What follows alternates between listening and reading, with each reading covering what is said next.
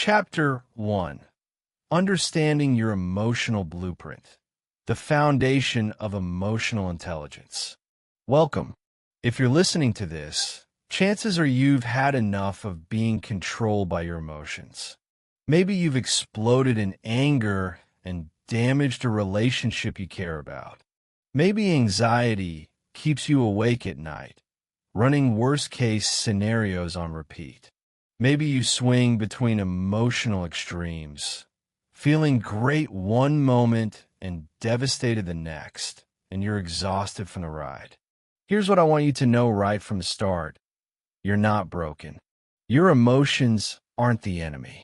And emotional mastery isn't about becoming some Zen robot who never feels anything. It's about developing a completely different relationship with your feelings. One where you're in the driver's seat instead of being dragged behind the car. The psychologist Daniel Goleman, who brought emotional intelligence into mainstream awareness, discovered something remarkable. Your emotional quotient, your EQ, matters more for success and happiness than your IQ. You can be brilliant, talented, and hardworking, but if you can't manage your emotions, you'll sabotage yourself repeatedly. Think about it. How many smart people do you know who make terrible decisions when they're emotional? How many talented people have you seen destroy their careers with an angry outburst? How many relationships have ended not because people didn't love each other, but because they couldn't handle their feelings skillfully? This is the human condition. We're emotional creatures trying to navigate a complex world with very little training in how to actually work with our emotions. Most of us learned more about algebra than we did about managing anger. We spent more time studying history than understanding our own emotional patterns. That changes now. Over the next 10 chapters, we're going to build your emotional intelligence from the ground up. We're going to understand where emotions come from, what they're trying to tell you, and how to work with them instead of being overwhelmed by them. Let me tell you about James. He was a successful executive, smart, capable, respected in his field. But he had one massive problem, his temper. When things went wrong, he'd explode, red-faced, shouting, saying things he'd regret later. His team feared him. His family walked on eggshells. And deep down, he hated himself for it. James didn't have an anger problem. He had an emotional literacy problem. He'd never learned to recognize anger when it was still small, to understand what it was really about, or to express it in healthy ways. His only strategy was suppression until explosion. And that pattern was destroying his life. After working with these concepts, James transformed. Not because he stopped feeling angry. Anger is a normal human emotion, but because he learned to work with it skillfully. He learned to catch it early, understand its message, and respond instead of react. His relationships healed.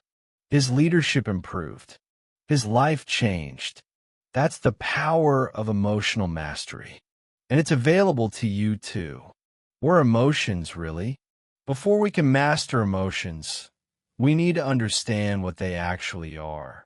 The neuroscientist Antonio Damasio spent decades studying emotions and consciousness. His research revealed something fascinating. Emotions aren't just feelings in your head. They're full-body experiences. They're your brain's way of preparing your body to respond to situations. When you feel fear, your body is preparing to run or fight. Your heart rate increases, blood flows to your muscles, your senses sharpen. When you feel sadness, your body is slowing down, conserving energy, turning inward to process loss. When you feel joy, your body is opening, expanding, ready to connect and engage.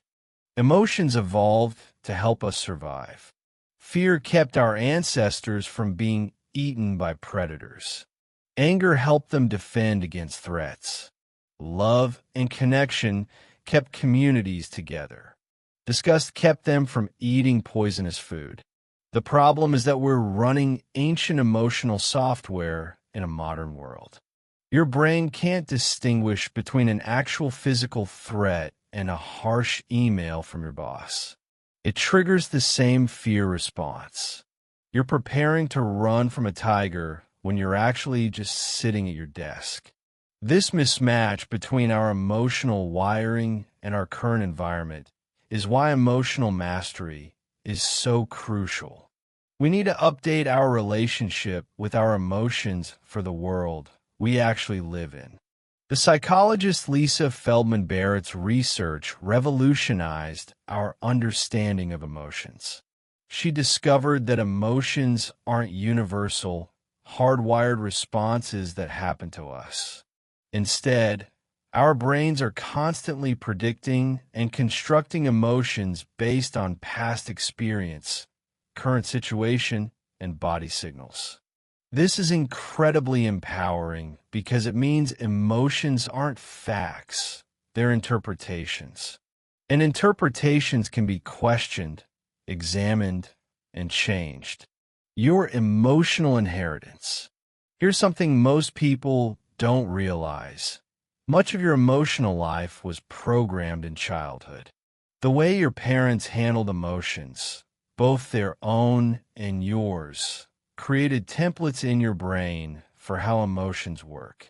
If your parents modeled healthy emotional expression, you probably have a decent foundation. But if anger meant violence in your home, if sadness was met with "stop crying," if fear was dismissed as weakness, if joy was somehow threatening or unsafe, you learned dysfunctional patterns.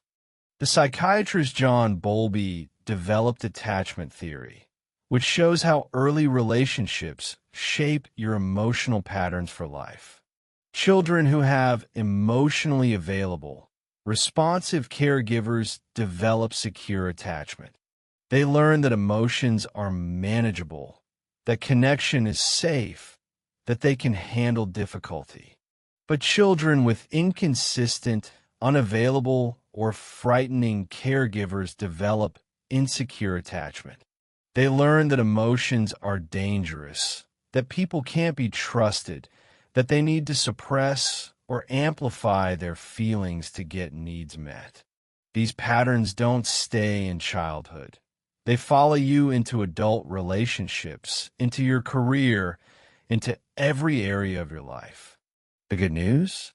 They can be changed. Your brain remains plastic, capable of forming new patterns throughout your life. Carl Jung, the Swiss psychiatrist, said, "Until you make the unconscious conscious, it will direct your life, and you will call it fate." Your emotional patterns have been unconscious.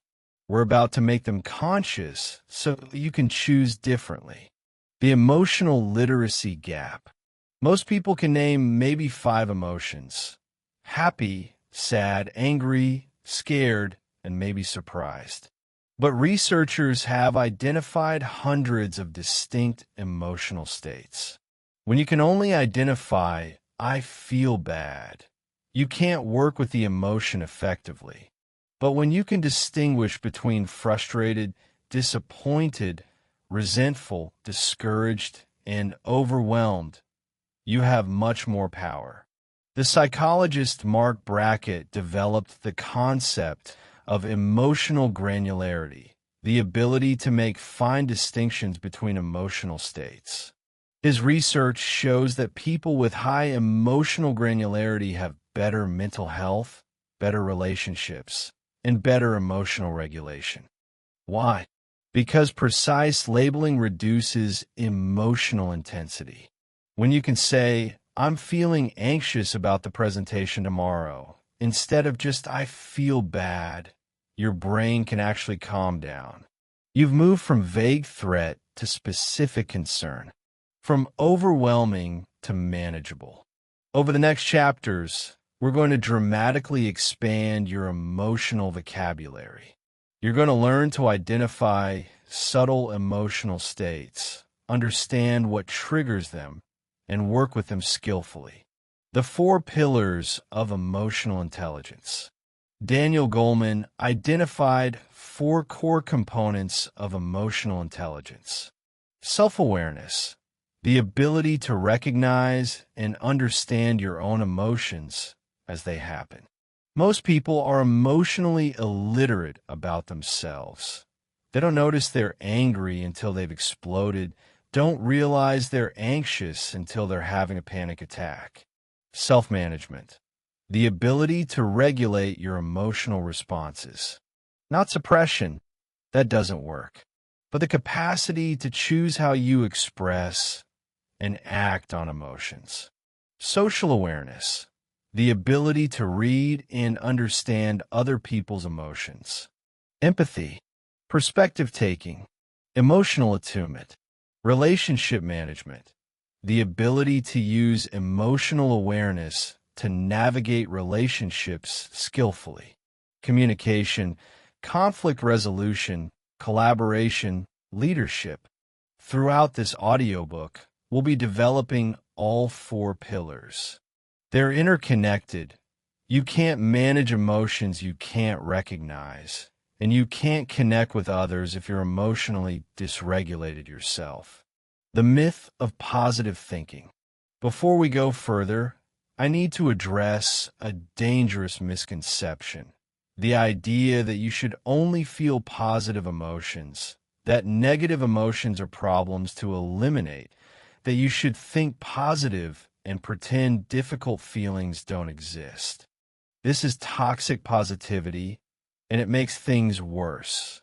The psychologist Susan David calls this emotional rigidity, trying to force yourself to feel only certain acceptable emotions. It doesn't work. It actually increases suffering because now you're not only feeling difficult emotions, you're also feeling shame about feeling them. The Stoic philosopher Epictetus taught, it's not what happens to you, but how you react to it that matters. Notice he didn't say, don't feel anything about what happens. He said the reaction, the response, is where your power lies. All emotions have value and information. Anger tells you a boundary has been violated. Anxiety alerts you to potential threat. Sadness helps you process loss. Guilt signals you've acted against your values. Even difficult emotions serve important functions. Emotional mastery isn't about only feeling good. It's about feeling everything skillfully, experiencing the full range of human emotion without being controlled by it. The Buddhist teacher Pema Chodron teaches, we can let the circumstances of our lives harden us so that we become increasingly resentful and afraid, or we can let them soften us and make us kinder and more open to what scares us. This audiobook will teach you how to let experiences soften you instead of harden you, how to stay open even when it's uncomfortable, how to feel fully without falling apart. Your emotional baseline. Everyone has an emotional baseline, a default emotional state they return to. Some people's baseline is anxious. Some people's is irritable. Some people's is content. Some people's is depressed. Your baseline was shaped by genetics, early experience, life circumstances, and habits. The exciting news is that you can shift your baseline through consistent practice. You're not stuck with the emotional set point you have now. This is toxic positivity, and it makes things worse. The psychologist Susan David calls this emotional rigidity, trying to force yourself to feel only certain acceptable emotions. It doesn't work. It actually increases suffering because now you're not only feeling difficult emotions, you're also feeling shame about feeling them. The Stoic philosopher Epictetus taught, it's not what happens to you, but how you react to it that matters. Notice he didn't say, don't feel anything about what happens. He said the reaction, the response, is where your power lies. All emotions have value and information. Anger tells you a boundary has been violated. Anxiety alerts you to potential threat. Sadness helps you process loss. Guilt signals you've acted against your values. Even difficult emotions serve important functions. Emotional mastery isn't about only feeling good. It's about feeling everything skillfully, experiencing the full range of human emotion without being controlled by it. The Buddhist teacher Pema Chodron teaches, we can let the circumstances of our lives harden us so that we become increasingly resentful and afraid, or we can let them soften us and make us kinder and more open to what scares us. This audiobook will teach you how to let experiences soften you instead of harden you, how to stay open even when it's uncomfortable, how to feel fully without falling apart. Your emotional baseline. Everyone has an emotional baseline, a default emotional state they return to. Some people's baseline is anxious. Some people's is irritable. Some people's is content. Some people's is depressed. Your baseline was shaped by genetics, early experience, life circumstances, and habits. The exciting news is that you can shift your baseline through consistent practice. You're not stuck with the emotional set point you have now. The psychologist Martin Seligman's research on learned optimism shows that people can retrain their explanatory style, the way they interpret events, and literally change their baseline happiness level. It's not about denying reality. It's about seeing reality more accurately instead of through a lens of catastrophizing or helplessness. Throughout this audiobook, we'll be working to shift your emotional baseline toward greater stability, resilience, and well-being. Not through positive thinking or suppression, but through genuine skill development. The practice begins now. Emotional mastery, like any mastery, requires practice. You can't read about it and suddenly be different. You have to practice new ways of recognizing, understanding, and working with emotions. Daily, consistently, with patience and self-compassion. The philosopher Aristotle wrote, "We are what we repeatedly do." Excellence, then, is not an act but a habit. You're going to build new emotional habits. At first, they'll feel awkward and effortful. Eventually, they'll become automatic, your new default way of being. Practice the daily emotion check-in. 3 times per day, morning, afternoon, and evening. Pause for just 60 seconds and ask yourself, what am I feeling right now? Don't judge it. Don't try to change it. Just name it as specifically as you can. Use an emotion wheel if needed. You can find these online. Write it down. Right now, I'm feeling _. If you can add, this emotion seems to be about _. That's it. Just noticing and naming. This simple practice builds the foundation of self-awareness that everything else rests on. The Roman Emperor Marcus Aurelius wrote in his private journal, "You have power over your mind, not outside events. Realize this, and you will find strength. That power begins with awareness." Welcome to the path of emotional mastery. Chapter 2. The Anger Alchemy. Transform rage into power.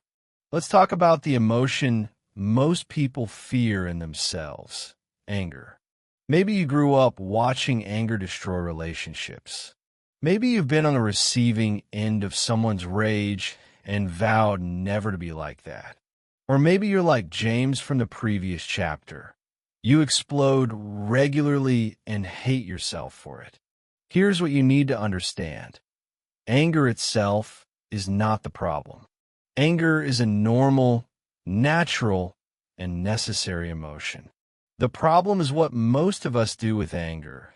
We either suppress it until it explodes, or we express it in ways that damage ourselves and others.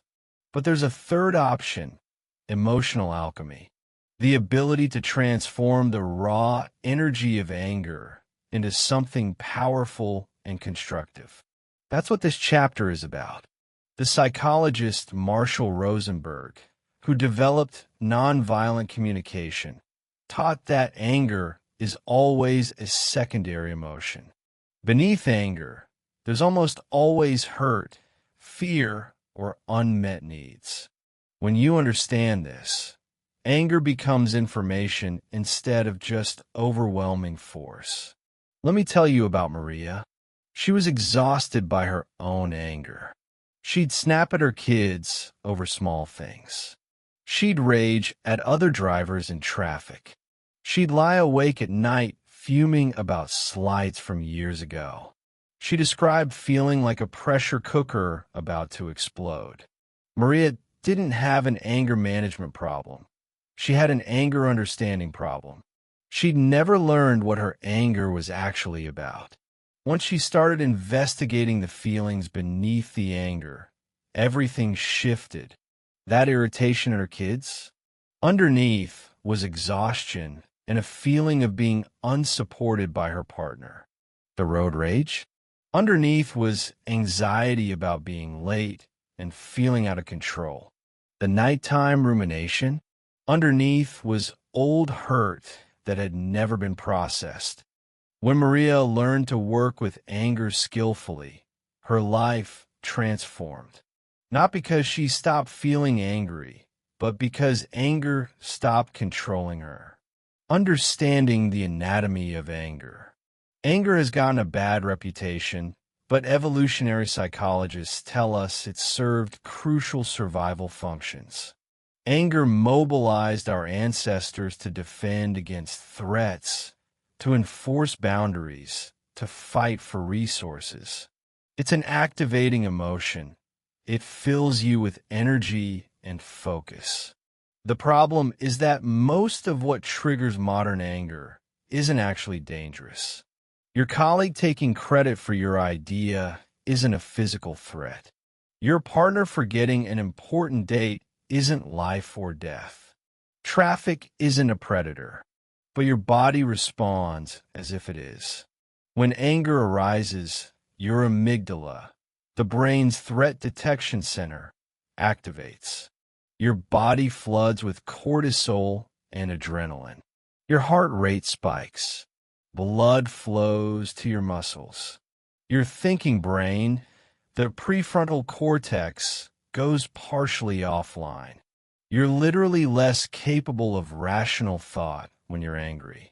This is why you say things you don't mean, make decisions you regret, and do things that damage relationships. You're not thinking clearly.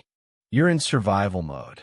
The neuroscientist Joseph Ledoux discovered that there are two pathways in the brain for processing threats: the low road, fast, automatic, emotional, and the high road, slower, thoughtful, rational. When you're angry, you're on the low road. Emotional mastery means learning to engage the high road before you act. The anger iceberg. Imagine anger as the tip of an iceberg. What you see above water, the rage, the explosion, the harsh words, that's just 10% of what's happening. Below the surface is the other 90%.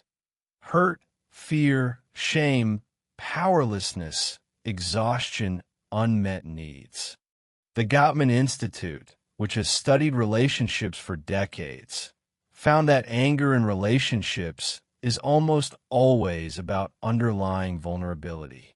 When your partner criticizes you and you get angry, Beneath that anger is probably hurt and a fear of not being good enough.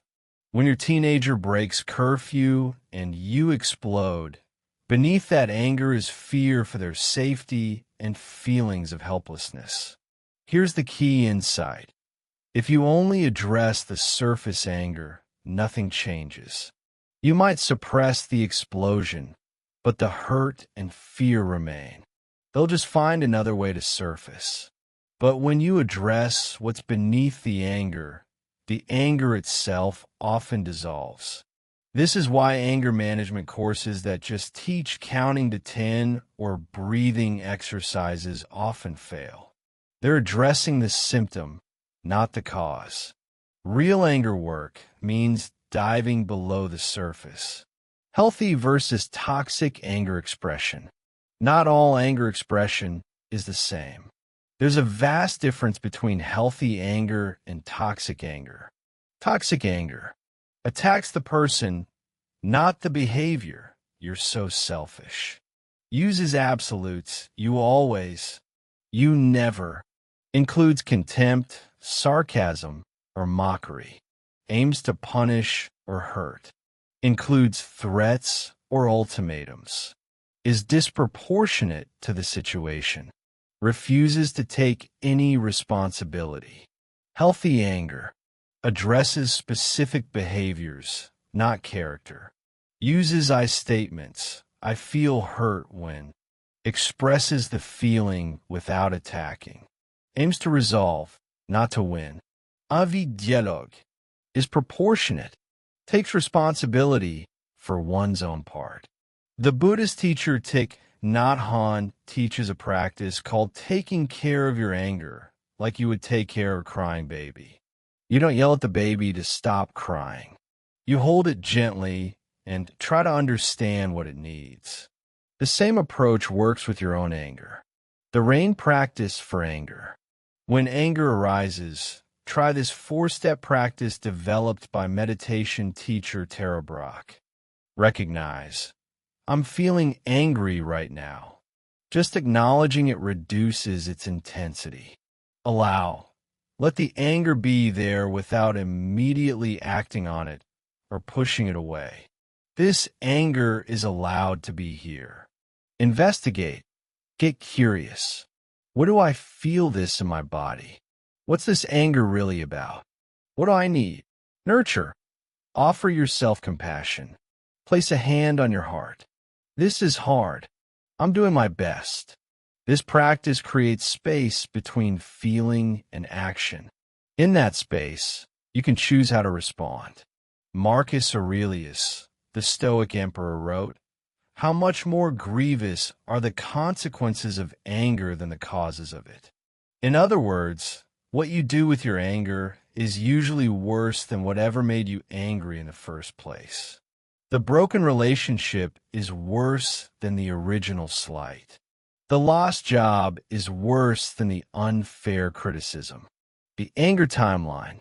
Anger doesn't appear fully formed. It has stages, and you can learn to intervene at each stage. Stage 1, trigger. Something happens that activates anger. If you're aware at this stage, you can choose not to engage. Stage 2, early warning. You notice physical sensations, jaw clenching, heat in your chest, faster breathing. This is your window of intervention. Stage 3, escalation. The anger is building. Your thinking is getting more negative. You're rehearsing what you'll say. Stage 4, explosion. You've lost access to your thinking brain. You're in fight mode. Damage happens here. Stage 5, aftermath. The anger has passed. Now comes guilt, shame, and the work of repairing damage. The goal is to catch anger at stage 1 or 2 before it escalates. This requires developing awareness of your personal anger signals. Your anger signature. Everyone experiences anger somewhat differently. Some people's anger is hot, loud, explosive, immediate. Others is cold, withdrawn, silent, vengeful. Some people's anger builds slowly over time. Others is quick to flare and quick to fade. Understanding your personal anger signature is crucial. For the next week, when you notice anger arising, observe. What physical sensations do I experience? Where in my body do I feel it? What thoughts accompany the anger? What's my typical pattern of expression? What usually triggers my anger? What's beneath the anger when I really investigate? This awareness allows you to recognize anger early and intervene before it controls you. Assertiveness, the middle path.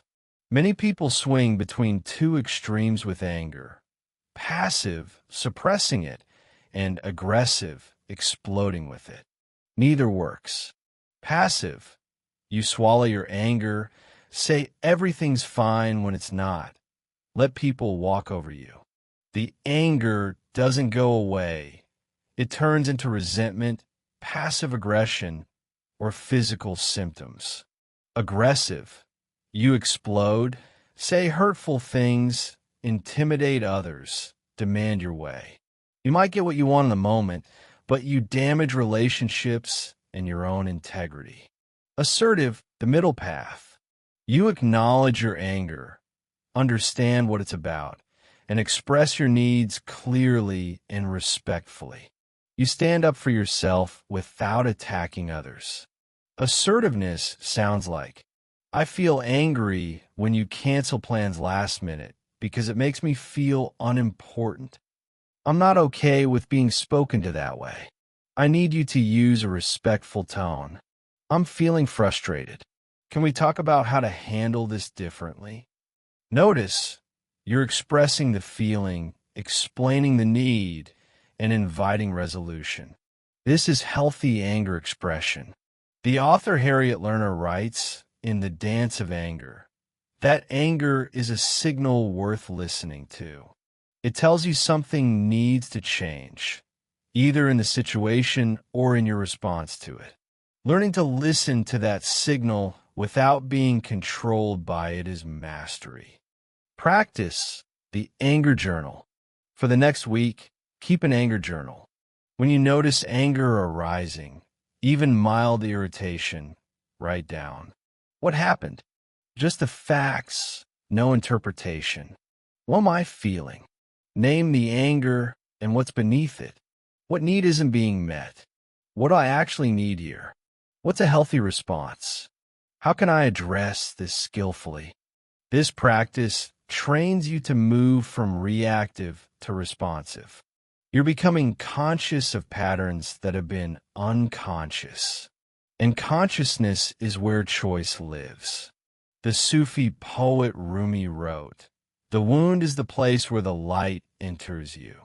Your anger is showing you where you're wounded, where you need healing, where you need to grow. Don't fight it. Listen to it. Let it teach you. Chapter 3, Anxiety Decoded from Panic to Peace.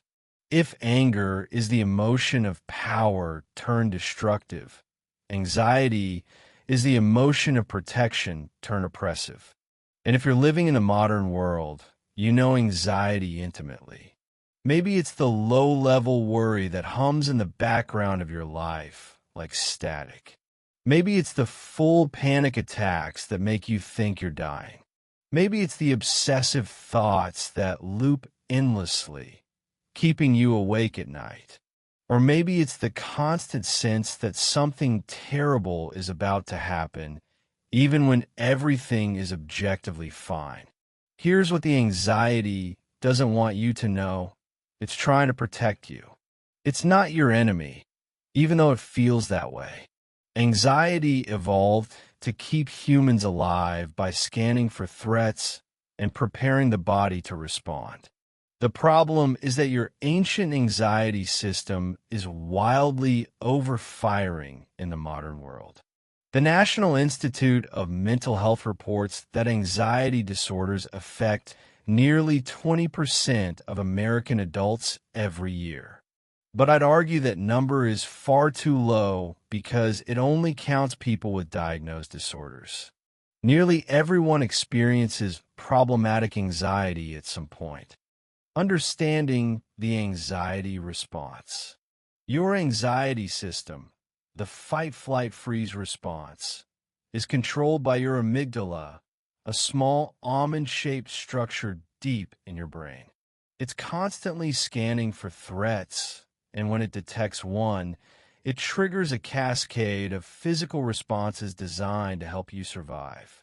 Your heart rate increases to pump more blood to muscles. Your breathing quickens to take in more oxygen. Digestion shuts down. You don't need to digest lunch when you're running from danger. Blood flow is redirected from your prefrontal cortex, thinking brain, to your amygdala and muscles, survival brain and body. All of this happens in milliseconds before you're consciously aware of it. This is why anxiety often seems to come from nowhere. Your brain detected a threat before your conscious mind did. The neuroscientist Joseph Ledoux explains that we have two fear pathways: the low road, fast, automatic, and the high road, slower, thoughtful. The low road is why you jump at a sound before realizing it's just the wind. It's survival-oriented and doesn't stop to analyze. The problem for modern humans? Your amygdala can't distinguish between actual physical danger and psychological threats. A harsh email from your boss triggers the same response as a predator. An upcoming presentation activates the same system as a physical attack. Your body is preparing you to run or fight when you're actually just sitting at your desk. The anxiety paradox. Here's the cruel irony of anxiety. The more you try to eliminate it, the stronger it gets. Why? Because resisting anxiety creates more anxiety. You become anxious about being anxious. You catastrophize about the anxiety itself. What if I have a panic attack in public? What if this anxiety never goes away? What if I'm broken? The psychiatrist Claire Weeks pioneered a counterintuitive approach to anxiety in the 1960s that remains the gold standard. Acceptance. Not resignation, but acceptance.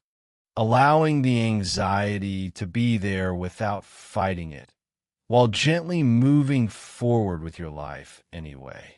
She called it floating through anxiety rather than fighting it. When you clench against anxiety, you make it worse. When you loosen and allow it, it often passes more quickly. The acceptance and commitment therapy, ACT, approach, developed by psychologist Stephen Hayes, teaches that the goal isn't to eliminate uncomfortable emotions. It's to be willing to have them while still living according to your values. You can feel anxious and do the thing that matters to you. This is radically different from most anxiety advice, which teaches avoidance. Don't go places that make you anxious. Don't do things that trigger panic. Arrange your life to minimize anxiety. But avoidance actually strengthens anxiety. Every time you avoid something because of anxiety, you're teaching your brain that the thing really is dangerous. The worry trap. Much of modern anxiety manifests as chronic worry, the mental habit of running through everything that could go wrong. Worriers believe this protects them somehow, that by anticipating every possible negative outcome, they can prevent disaster. But the research is clear. Worry doesn't solve problems or prevent bad outcomes. It just makes you miserable now about things that might happen later and usually don't. The psychologist Thomas Borkovec studied chronic worry for decades. He found that about 85% of what people worry about never happens.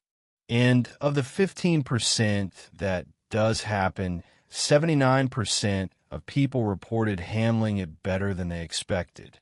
That means 97% of worry is wasted mental energy. Worry is different from productive problem solving. Problem solving is specific, action-oriented, and time-limited. I have a presentation next week. I'll prepare by. Worry is vague, repetitive, and endless. What if I mess up the presentation? What if people judge me? What if I lose my job? The key is learning to recognize when you've slipped from problem solving into worry and then redirecting. The physical symptoms of anxiety. Anxiety isn't just in your head. It's a full body experience. People with anxiety often have physical symptoms they don't recognize as anxiety. Racing or pounding heart, chest tightness or pain, shortness of breath or feeling like you can't get enough air, dizziness or lightheadedness, nausea or digestive issues, muscle tension, especially jaw, neck, shoulders, tingling or numbness in extremities, sweating or chills, fatigue despite not exerting yourself.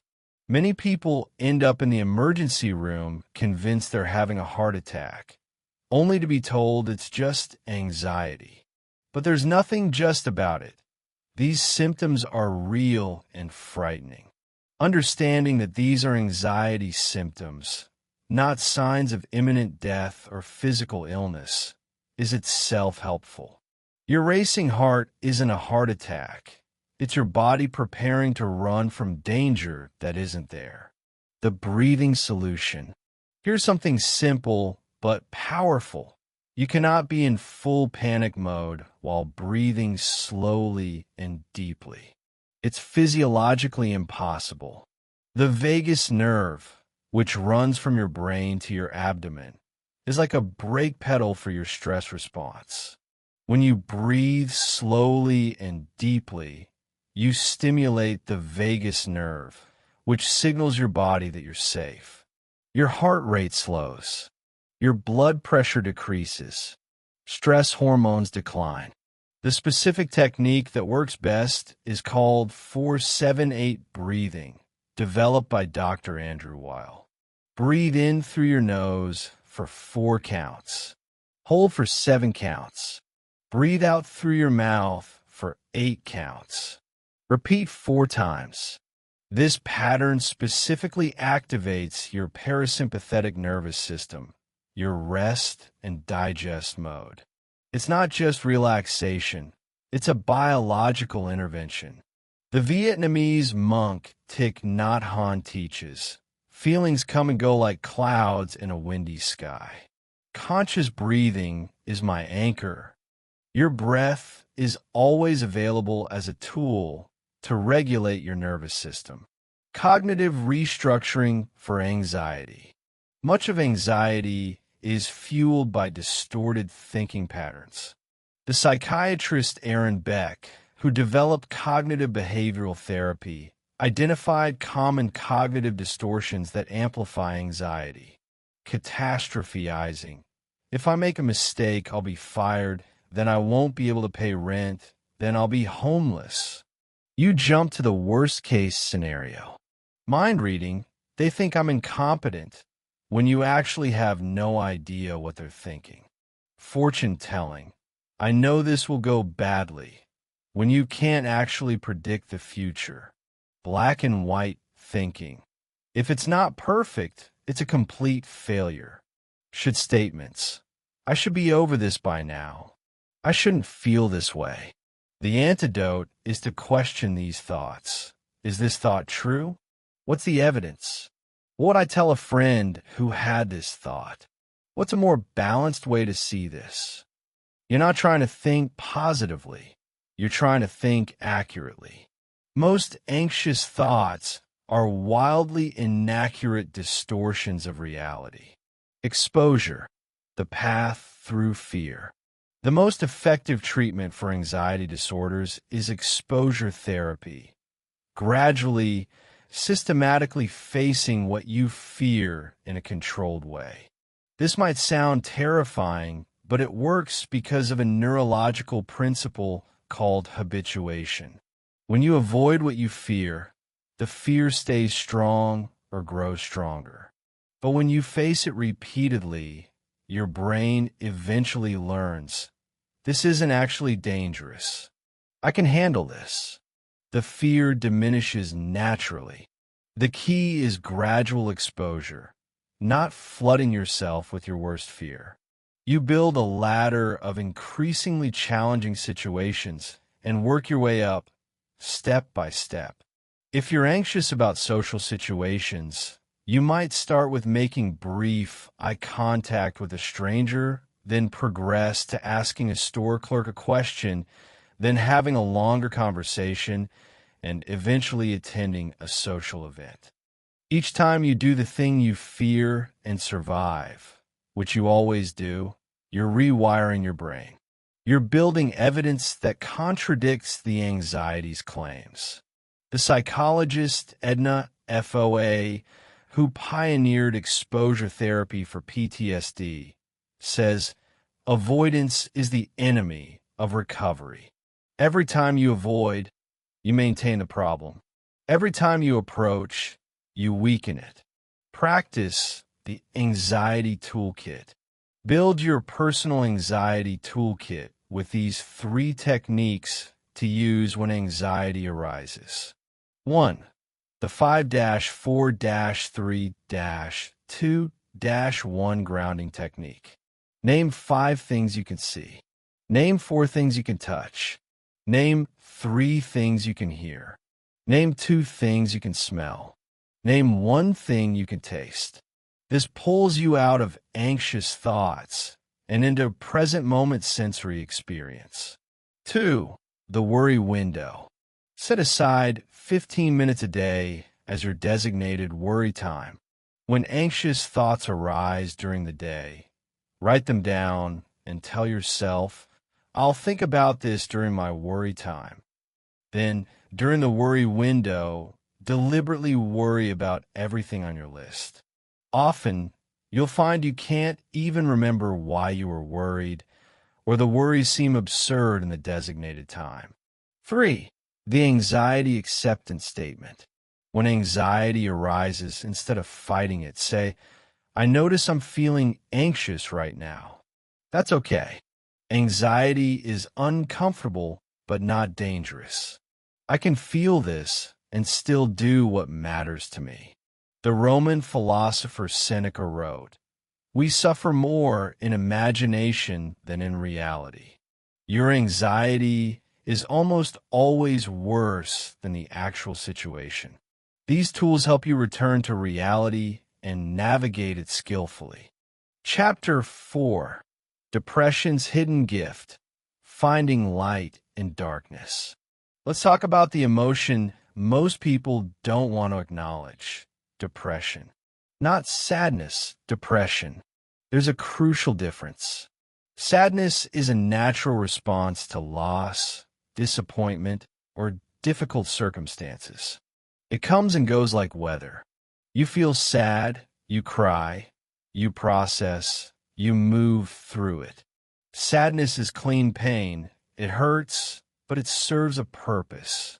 Depression is different. It's heavier, darker, more persistent. It's not just feeling sad, it's feeling nothing, or feeling everything through a gray filter.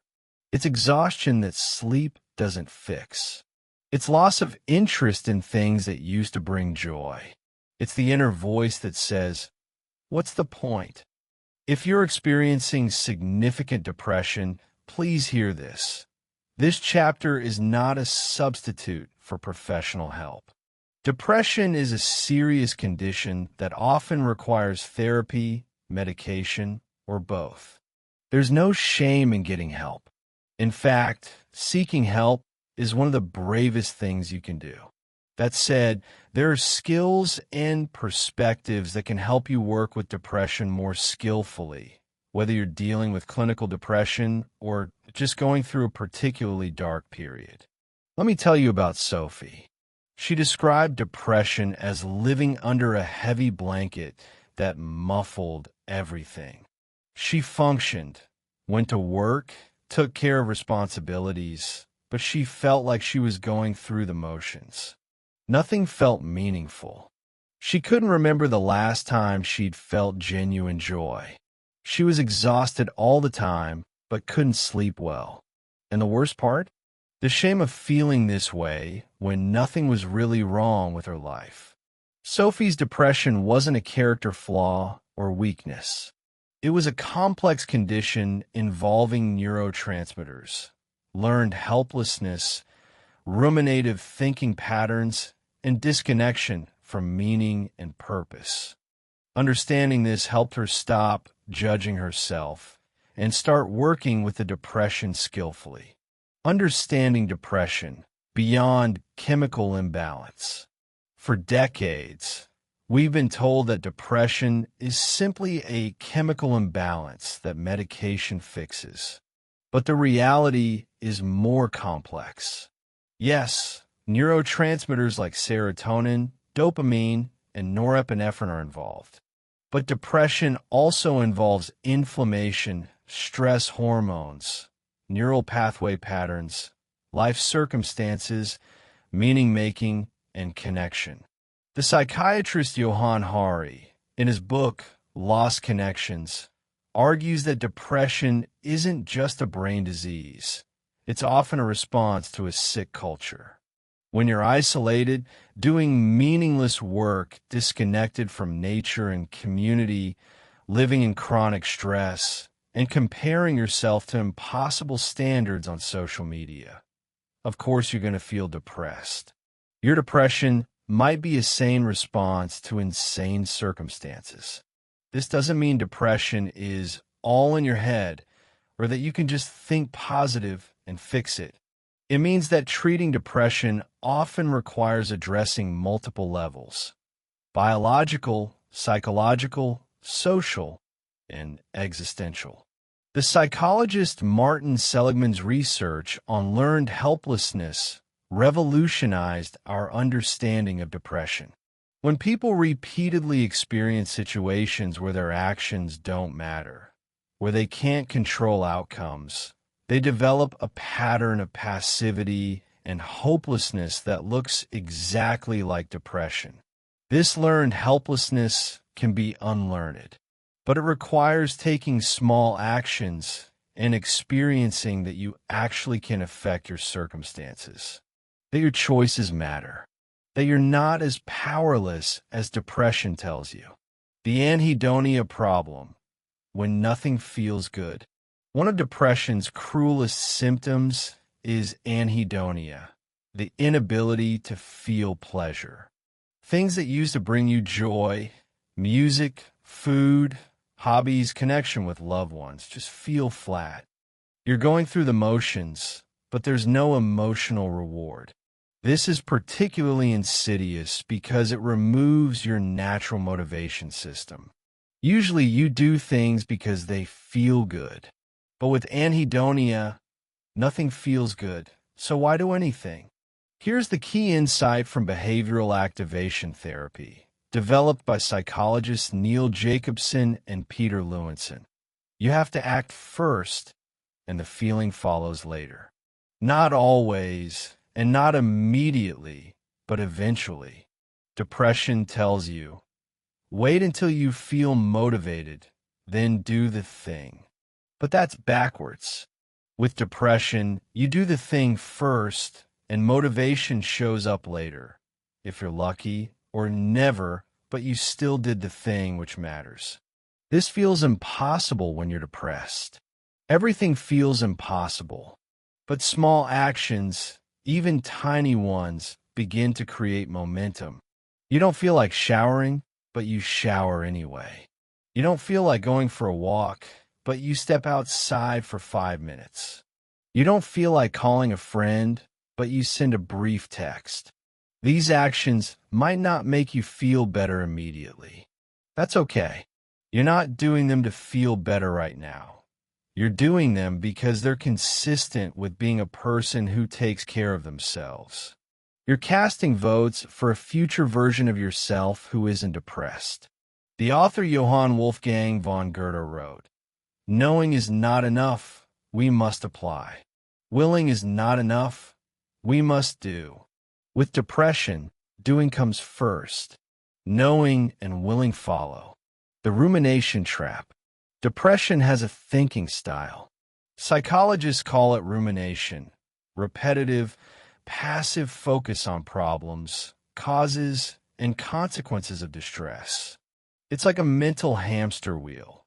You think and think and think about your problems, but you never actually solve anything or feel better. Rumination is different from problem solving. Problem solving is active, specific, and moves toward solutions. I feel overwhelmed at work. What can I delegate? The psychologist Susan Nolan Hoeksema spent her career studying rumination. Her research showed that people who ruminate are more likely to develop depression, and rumination keeps depression going longer. Breaking the rumination habit is crucial for recovery. The antidote? Shift from rumination to action. Even small action. Instead of lying in bed thinking about how depressed you are, get up and wash one dish. Instead of ruminating about why you have no friends, send one text to one person. Action interrupts rumination. The Stoic philosopher Epictetus taught, "Don't explain your philosophy. Embody it." With depression, don't just think about getting better. Take one small action toward getting better. Depression and disconnection. The psychiatrist Johann Hari identifies 9 causes of depression and anxiety, but they share a common theme: disconnection. Disconnection from meaningful work, from other people, from nature, from values, from status and respect, from a hopeful future, from childhood trauma. When you're disconnected, of course you feel depressed. Humans are social creatures who need purpose, belonging, and meaning. When those needs aren't met, we suffer. This is why antidepressants alone often aren't enough. They might adjust neurotransmitters, but they don't reconnect you to meaning or community. That work requires different interventions. Ask yourself, where am I disconnected? Do I have genuine, supportive relationships, or am I isolated? Does my work feel meaningful, or am I just trading time for money? Am I living according to my values, or am I betraying myself daily? Do I spend time in nature, or am I always indoors? Am I contributing something or just consuming? Often, treating depression means systematically reconnecting in these areas. Not all at once, that's overwhelming, but gradually, one connection at a time. The psychiatrist Viktor Frankl, who survived Nazi concentration camps, wrote, "The movement medicine, if there were a medication that reduced depression as effectively as many antidepressants with fewer side effects and also improved your physical health, everyone would want it. That medication exists. It's called exercise. The research is overwhelming." Dr. John Rady, a psychiatrist at Harvard, calls exercise miracle grow for the brain. It increases BDNF, brain-derived neurotrophic factor, which helps grow new neurons. It releases endorphins and other feel-good chemicals. It reduces inflammation. It improves sleep. It gives you a sense of accomplishment. Studies show that regular exercise is as effective as medication for mild to moderate depression, and it's a powerful augmentation strategy for severe depression. The problem is that depression makes exercise feel impossible. You're exhausted. You have no motivation. The idea of going to the gym feels absurd. So don't go to the gym. Just move your body for 5 minutes. Walk to the end of the block. Doten jumping ducks. Dance to one song. Just move. Tomorrow, do it again. The next day, do it again. You're not trying to get fit or transform your body. You're trying to shift your brain chemistry and prove to yourself that you can still do hard things, even small things. The ancient Roman poet Juvenal wrote, Orandum est uti sit mens sana in corpore sano. Pray for a healthy mind and a healthy body. But you don't pray for it. You build it, one small movement at a time. When to seek professional help. Before we go further, let's be clear about when depression requires professional intervention. If you're having thoughts of suicide or self-harm, if you can't perform basic daily functions, showering, eating, working, if depression has persisted for more than 2 weeks without improvement, if you're using substances to cope, if you're isolating completely, if you've lost significant weight or can't sleep, these are signs that you need more support than self-help can provide. Reaching out to a therapist, psychiatrist, or calling a crisis line isn't weakness, it's wisdom. Therapy, particularly cognitive behavioral therapy, CBT, and behavioral activation, have strong evidence for treating depression. Medication can be life-saving for some people. There's no shame in using every tool available.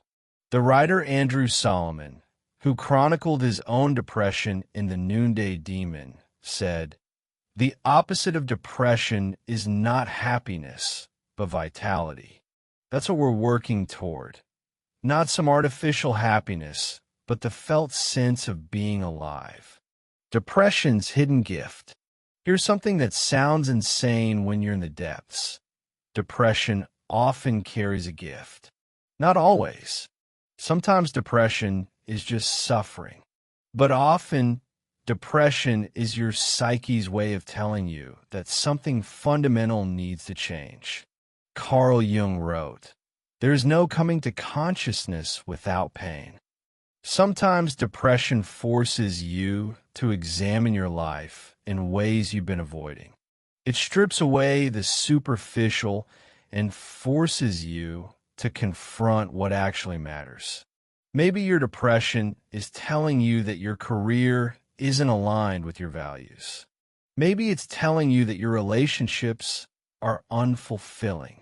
Maybe it's telling you that you're living someone else's life instead of your own. Maybe it's telling you that you have unprocessed trauma that needs attention. This doesn't make depression good. Depression is suffering. But if you can hear the message beneath the suffering, depression can become a catalyst for profound transformation. The poet Rumi wrote, "The wound is the place where the light enters you." Your depression might be the wound that finally forces you to let light in. Practice the depression action plan. When depression hits, having a plan helps. Create your personalized depression action plan. 1. A minimum viable day. What are the smallest actions that count as taking care of myself? Get out of bed. Shower. Eat one real meal. Step outside for 5 minutes. Connect with one person, even just a text. On really hard days, this is enough. You're not trying to be productive. You're trying to survive the day while still treating yourself with dignity. 2. My warning signs. What tells me I'm sliding into depression? Sleeping more/less than usual. Isolating from people. Neglecting basic self-care. Increased negative self-talk. Loss of interest in everything. Catching depression early makes it easier to address. 3. My support system. Who can I reach out to when I'm struggling? Friend/family member. ________. Therapist. _________. Crisis line. National Suicide Prevention Lifeline 988. Doctor. ____________. Write these down. When depression hits, your brain won't remember them. 4. My non-negotiable actions. Even when depressed, I commit to moving my body for 5 minutes daily, spending 5 minutes outside daily, one small act of self-care daily. These aren't goals to achieve. They're minimum standards to maintain connection to yourself and the world.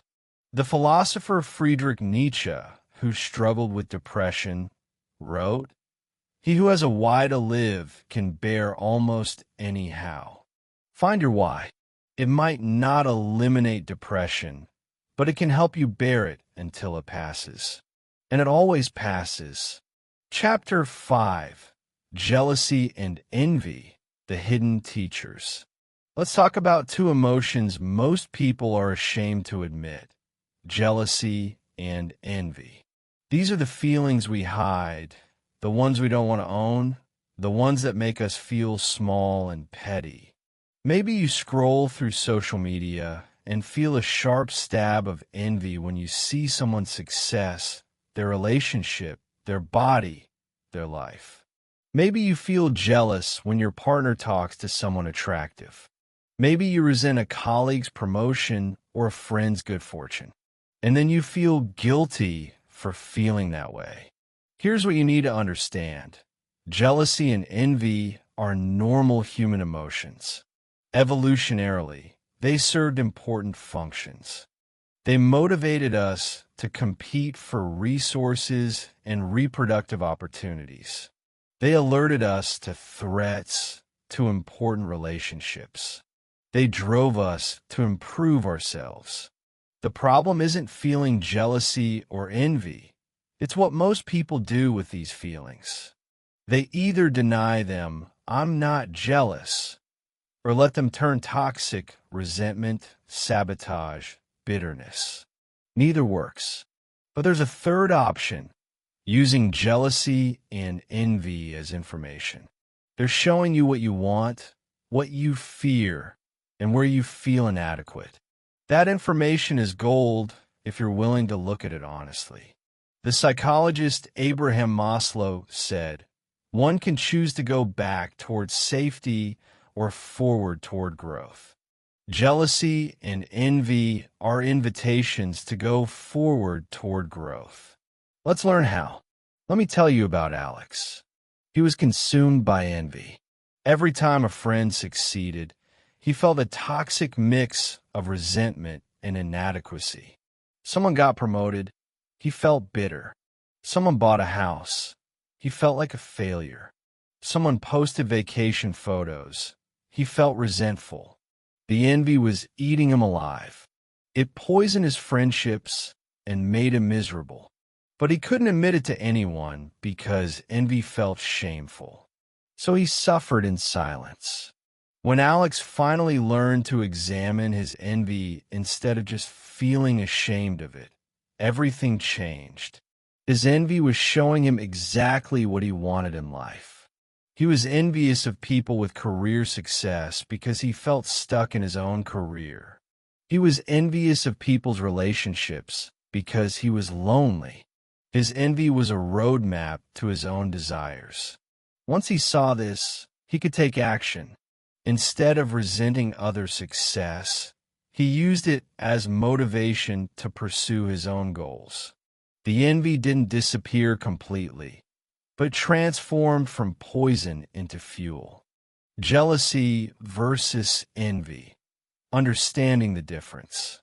People often use these words interchangeably, but they're different emotions with different dynamics. Envy is about something you want that someone else has.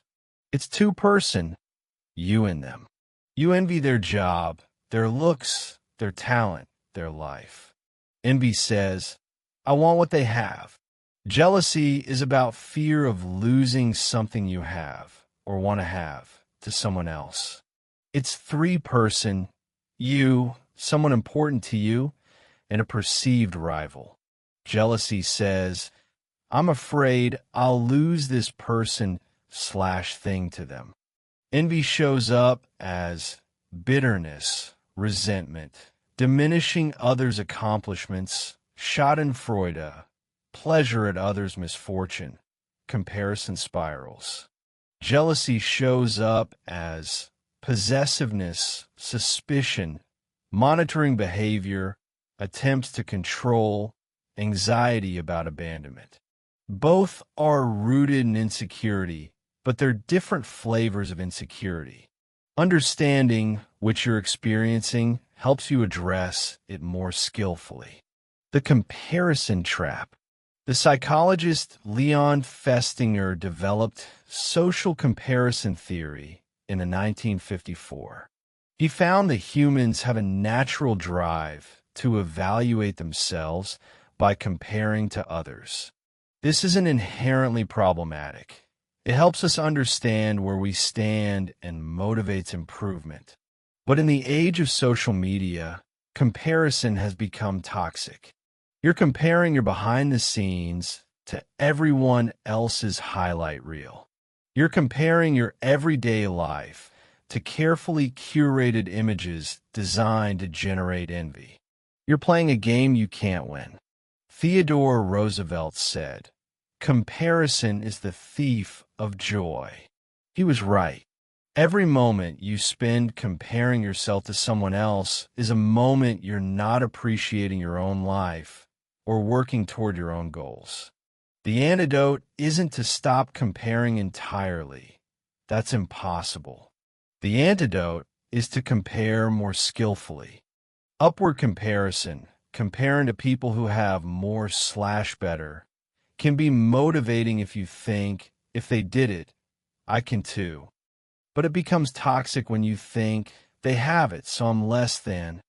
Downward comparison, comparing to people who have less/worse, can build gratitude.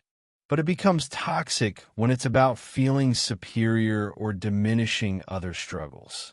Lateral comparison, comparing to people at similar levels, can build connection and shared understanding. This is often the healthiest form of comparison. The key is self-awareness.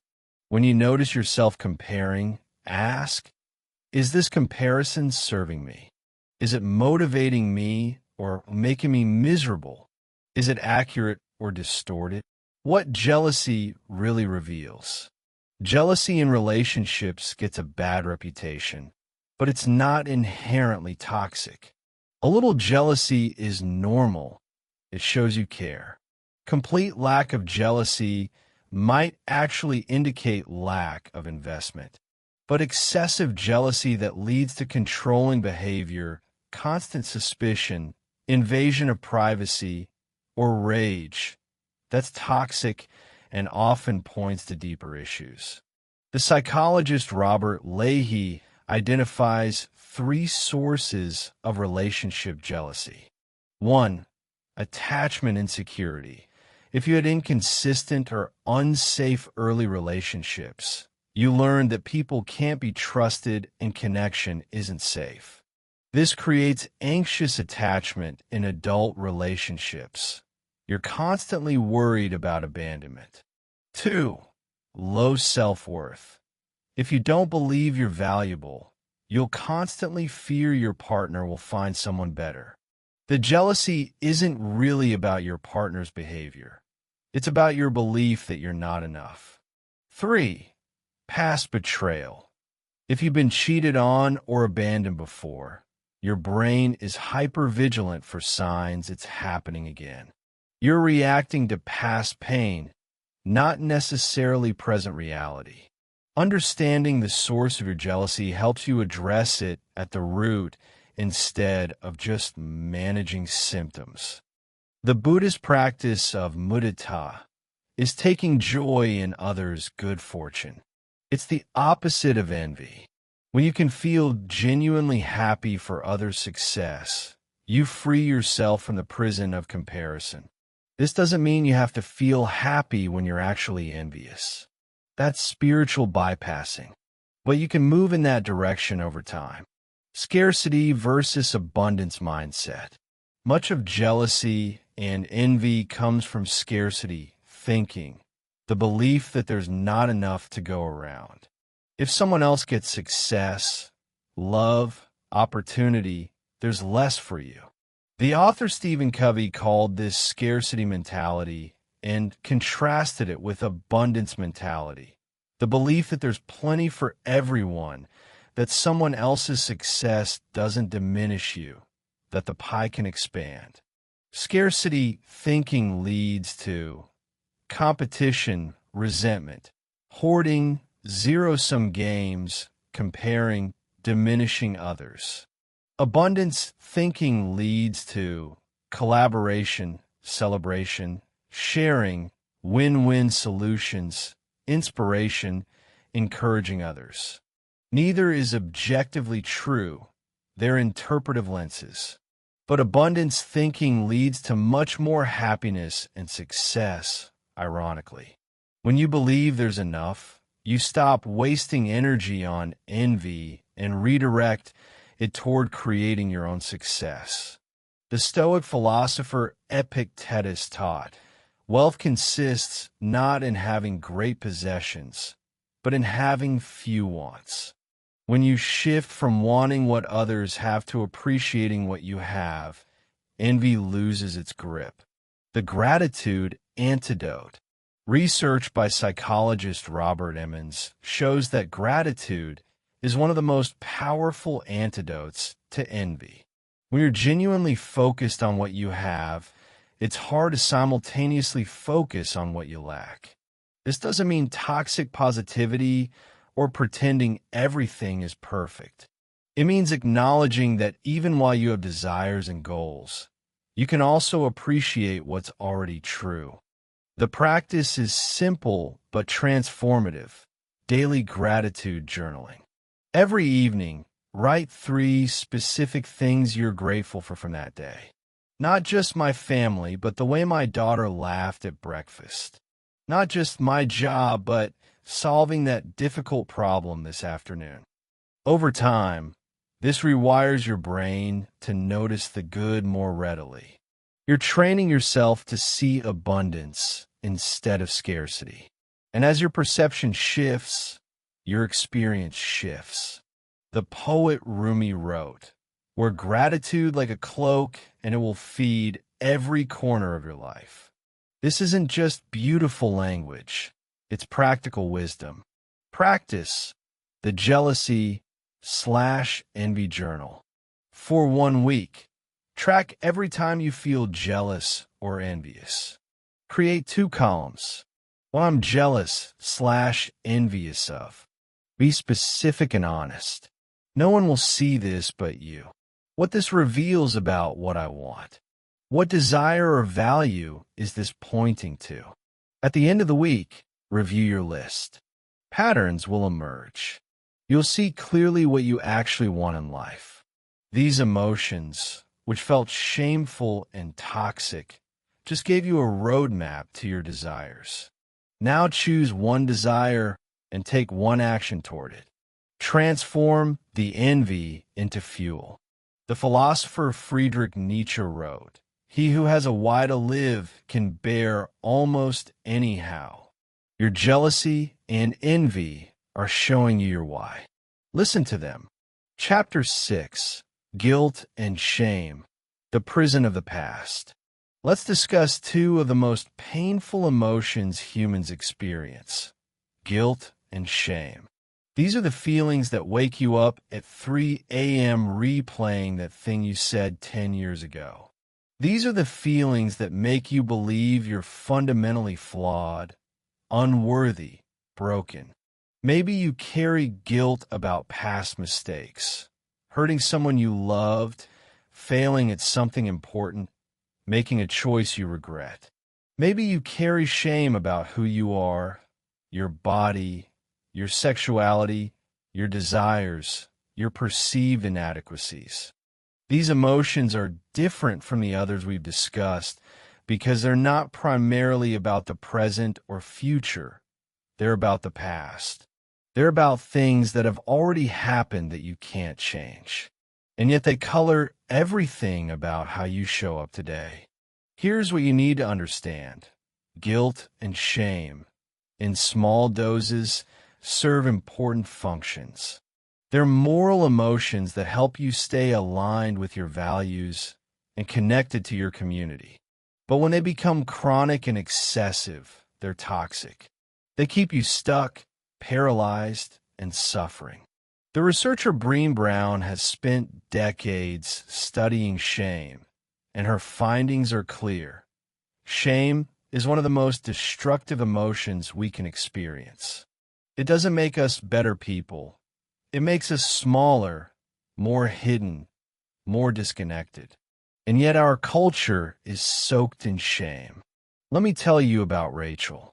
She carried shame about her body that went back to childhood. She remembered being called fat on the playground when she was 8. She remembered her mother's comments about needing to lose weight. She remembered the boys in high school who ignored her. That shame shaped everything. She avoided social situations. She stayed in relationships that weren't good for her because she didn't believe anyone better would want her. She sabotaged her own success because somewhere deep down, she believed she didn't deserve it. Rachel's shame wasn't protecting her or making her better. It was keeping her imprisoned. Learning to work with shame, to recognize it, challenge it, and ultimately release it, changed her life. Not because she suddenly loved her body, though that came later, but because she stopped letting shame run her life. Guilt versus shame, a critical distinction. Brené Brown makes a crucial distinction that changes everything. Guilt and shame are not the same emotion. Guilt says, I did something bad. It's about behavior. I hurt my friend's feelings. I broke a promise. I acted against my values. Shame says, I am bad. It's about identity. I'm a bad person. I'm broken. I'm unworthy. There's something fundamentally wrong with me. Guilt is actually adaptive in healthy doses. It's your conscience telling you that your behavior didn't align with your values. It motivates you to make amends, to apologize, to do better. Guilt says, I made a mistake and I can learn from it. Shame is toxic. It doesn't motivate positive change. It paralyzes. It doesn't lead to growth. It leads to hiding. Shame says, I am the mistake. I'm irredeemable. The psychologist June Tangney's research shows that guilt leads to constructive behavior, apologizing, making amends, changing. Shame leads to destructive behavior, hiding, defending, attacking, or self-destructive patterns. When you confuse the two, you think shame is helping you be a better person. It's not. It's keeping you stuck. The shame spiral. Shame has a particular pattern that makes it especially insidious. The therapist John Bradshaw called it toxic shame. Shame that's internalized so deeply that it becomes your core identity. Here's how the shame spiral works. 1. Triggering event. Something happens that activates shame. Maybe someone criticizes you. Maybe you make a mistake. Maybe you just look in the mirror. 2. Shame activation. You feel that familiar sinking feeling. Heat in your face. Desire to disappear. Inner voice saying cruel things about who you are. 3. Defensive response. Because shame is so painful, you defend against it. You might attack the other person, make excuses, deny responsibility, or turn to numbing behaviors. Food, alcohol, social media, shopping. 4. More shame. Now you feel ashamed of how you responded to the shame. The spiral deepens. 5. Isolation. Shame thrives in secrecy and silence. You hide the shame, which makes it grow stronger. You believe you're the only one who feels this way. Breaking the spiral requires vulnerability. Sharing the shame with someone safe who can remind you that you're not alone, that you're not fundamentally flawed, that everyone struggles with shame. Brené Brown's research shows that shame needs three things to grow: secrecy, silence, and judgment. And shame cannot survive being spoken about with empathy and understanding. When you bring shame into the light and meet it with compassion, it loses its power. Where shame comes from. Most of our deepest shame was installed in childhood. Children are exquisitely sensitive to messages about their worth and belonging. And unfortunately, many children receive explicit or implicit messages that they're not enough. Maybe you were shamed for your body, your intelligence, your sensitivity, your desires. Maybe you were compared unfavorably to siblings. Maybe you were punished for natural childhood behavior. Maybe you were abused or neglected, leading you to conclude that you must be unworthy of love and care. These early experiences create what psychologists call core shame, a deep-seated belief that there's something fundamentally wrong with you. This core shame then gets triggered throughout life by situations that resemble the original wounding. The psychologist and Buddhist teacher Tara Brach calls this the trance of unworthiness, the pervasive sense that you're not good enough. She estimates that up to 80% of people in Western culture suffer from this trance. Understanding where your shame comes from doesn't eliminate it, but it helps you see it more clearly. That harsh inner voice isn't telling you truth.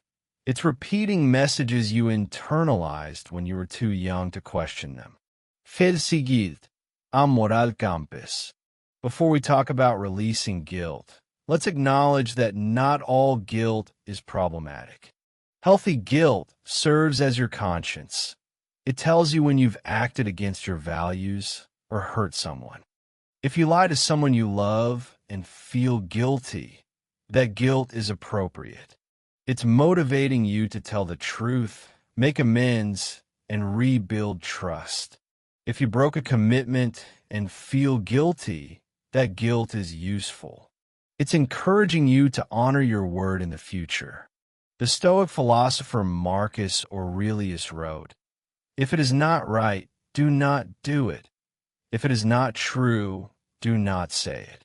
Healthy guilt helps you live by this principle. The key is what you do with the guilt.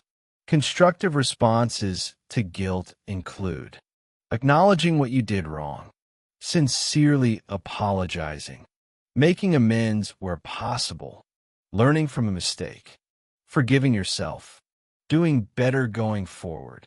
Unhealthy responses to guilt include excessive rumination, self-punishment, defensiveness and excuses, ignoring it and hoping it goes away, letting it turn into shame about who you are. The philosopher Friedrich Nietzsche said, "What does your conscience say? You shall become the person you are." Healthy guilt helps you become that person. Toxic guilt and shame keep you from it. Toxic guilt, the unnecessary burden. But much of the guilt people carry is unwarranted. You might feel guilty for setting boundaries, prioritizing your needs, saying no, other people's feelings, things outside your control, not being perfect, being human. This is toxic guilt. Guilt about things you either didn't do wrong or couldn't control. It serves no useful purpose. It just weighs you down. Many people, particularly women and people socialized to be caregivers, carry enormous amounts of toxic guilt. You feel guilty for taking time for yourself, guilty for not doing enough for others, guilty for having needs, guilty for existing and taking up space. The antidote is examining the guilt. What exactly am I feeling guilty about? Did I actually do something wrong? If so, what action can I take to address it? If not, can I release this guilt as unhelpful? You're not responsible for other people's emotions. You're not responsible for fixing everyone's problems. You're not responsible for being perfect. Releasing toxic guilt frees up enormous energy for actually living your life. Self-forgiveness, the path forward. The hardest person to forgive is often yourself.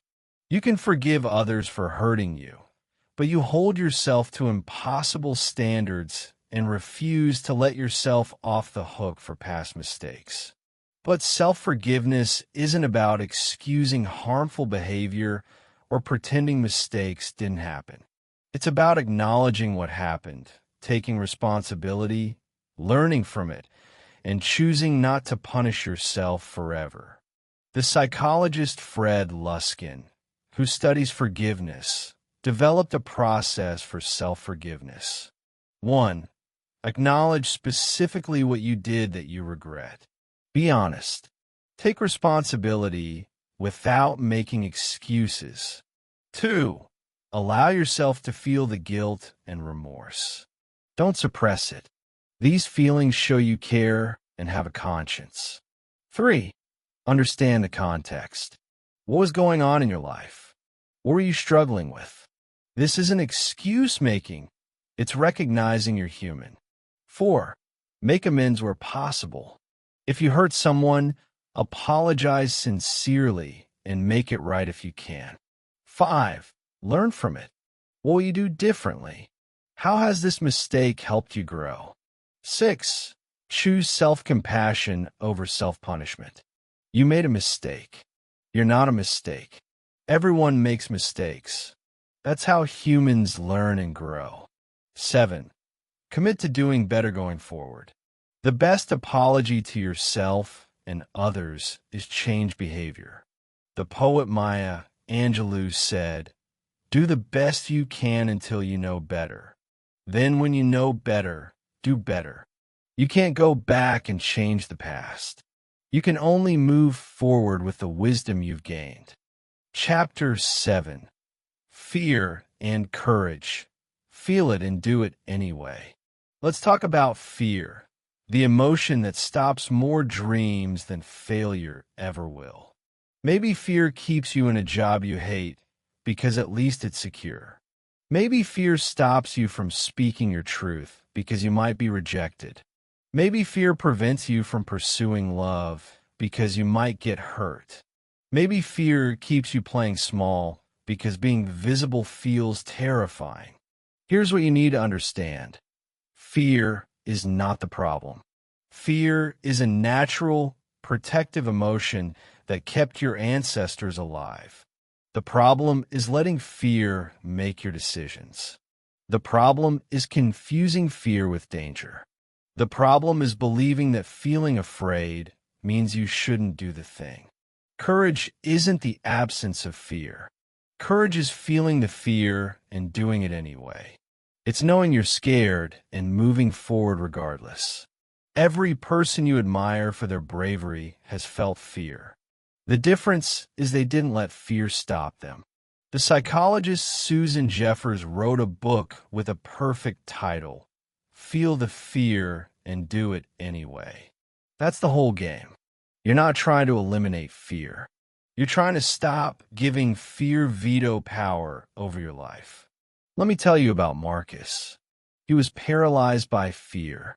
Fear of failure kept him from starting the business he'd dreamed about for years. Fear of rejection kept him from asking out the woman he was interested in.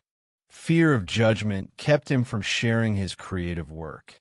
He was living a half-life, playing it safe, and dying a little inside every day. Marcus didn't need to become fearless. That's impossible and actually unwise. He needed to change his relationship with fear. He needed to recognize that fear was just an emotion, not a fact. Just because something feels scary doesn't mean it's dangerous. Once Marcus learned to feel fear without being controlled by it, his life exploded with possibility. He started the business. He asked her out. He shared his work. Some things worked out, some didn't. but he was finally living instead of just existing. Understanding the fear response. Your fear response is controlled by your amygdala, the same structure that manages anger and anxiety. It's constantly scanning for threats and initiating the fight, flight, freeze response when it detects danger. This system is ancient and extremely effective. When a predator appeared, the humans who froze or ran immediately survived. The ones who stopped to think about it got eaten. So your fear response is designed to be fast, automatic, and to bypass your thinking brain entirely. The problem is that your amygdala can't distinguish between actual physical danger and psychological threats. It treats public speaking like a predator attack. It treats social rejection like mortal danger. It treats uncertainty like a life or death situation. Understanding this helps you question your fear. When fear arises, you can ask, am I actually in danger? Or does this just feel scary? What's the worst that could realistically happen? Could I handle that? Usually, the worst-case scenario is much less catastrophic than your fear makes it seem. You might feel embarrassed. You might fail. You might be rejected. These things hurt, but they don't destroy you. You're stronger than your fear believes you are. The neuroscientist Joseph Ledoux explains that we have two memory systems for fear: implicit, unconscious, automatic, and explicit, conscious, verbal. Many of our fears are implicit. We don't even know why we're afraid. We just are. Making fears explicit, naming them, examining them, reduces their power. Fear as compass, not stop sign. The author Stephen Pressfield, in The War of Art, introduced a concept that changes everything: resistance. Resistance is that force that keeps you from doing your most important work. It shows up as fear, procrastination, self-sabotage, distraction. But here's the insight. The more important something is to your growth and purpose, the more resistance you'll feel, the more fear it generates. So fear becomes a compass pointing toward what you should do, not what you should avoid. Are you terrified of starting that business? That probably means it matters to you. Scared to have that difficult conversation? That probably means the relationship is important. Afraid to create that art? That probably means it's meaningful work. Pressfield writes, the more scared we are of a work or calling, the more sure we can be that we have to do it. This completely flips the script. Fear isn't telling you to run away. It's telling you you're onto something significant. This doesn't mean every fear should be pursued. If you're afraid of jumping off a cliff without a parachute, that fear is appropriate. But if you're afraid of things that could genuinely improve your life, taking risks, being vulnerable, pursuing dreams, that fear is probably resistance, and you should move toward it. The distinction is, does this action serve my growth and values, or does it genuinely endanger me? Most of what we fear is growth, not danger. The comfort zone expansion. Your comfort zone is the range of experiences where you feel safe and in control. Outside your comfort zone is the growth zone, where you're challenged, uncertain, and developing new capabilities. Beyond that is the panic zone, where you're so overwhelmed you can't function.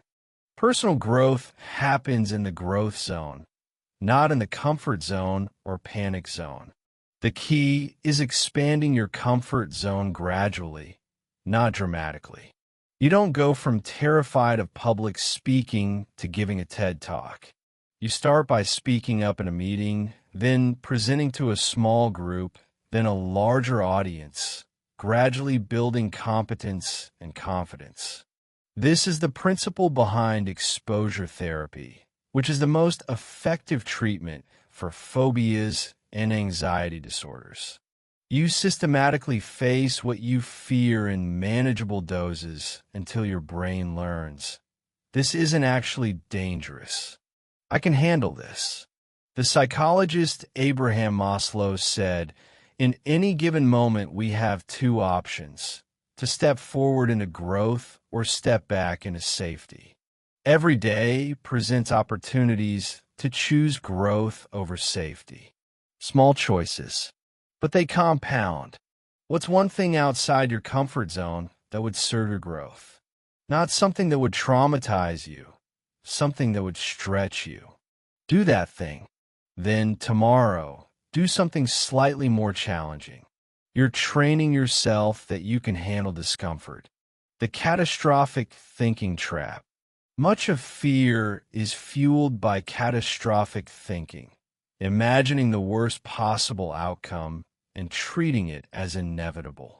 Your brain jumps from, I might make a mistake, to I'll be humiliated, fired, alone forever, and die penniless under a bridge. This is your brain trying to protect you by anticipating every possible threat. But it's terrible at probability assessment. It treats unlikely catastrophes as certainties. The cognitive behavioral therapy technique called realistic thinking helps with this. 1. Identify the catastrophic thought. If I give this presentation, I'll completely mess up. Everyone will think I'm incompetent, and I'll never get promoted. 2. Reality test it. What evidence do I have that this will happen? Have I given presentations before? How'd they go? Even if I make mistakes, will everyone really think I'm incompetent forever? Is one presentation really the sole determinant of my career? 3. Consider alternative outcomes. What else could happen? Maybe it goes fine.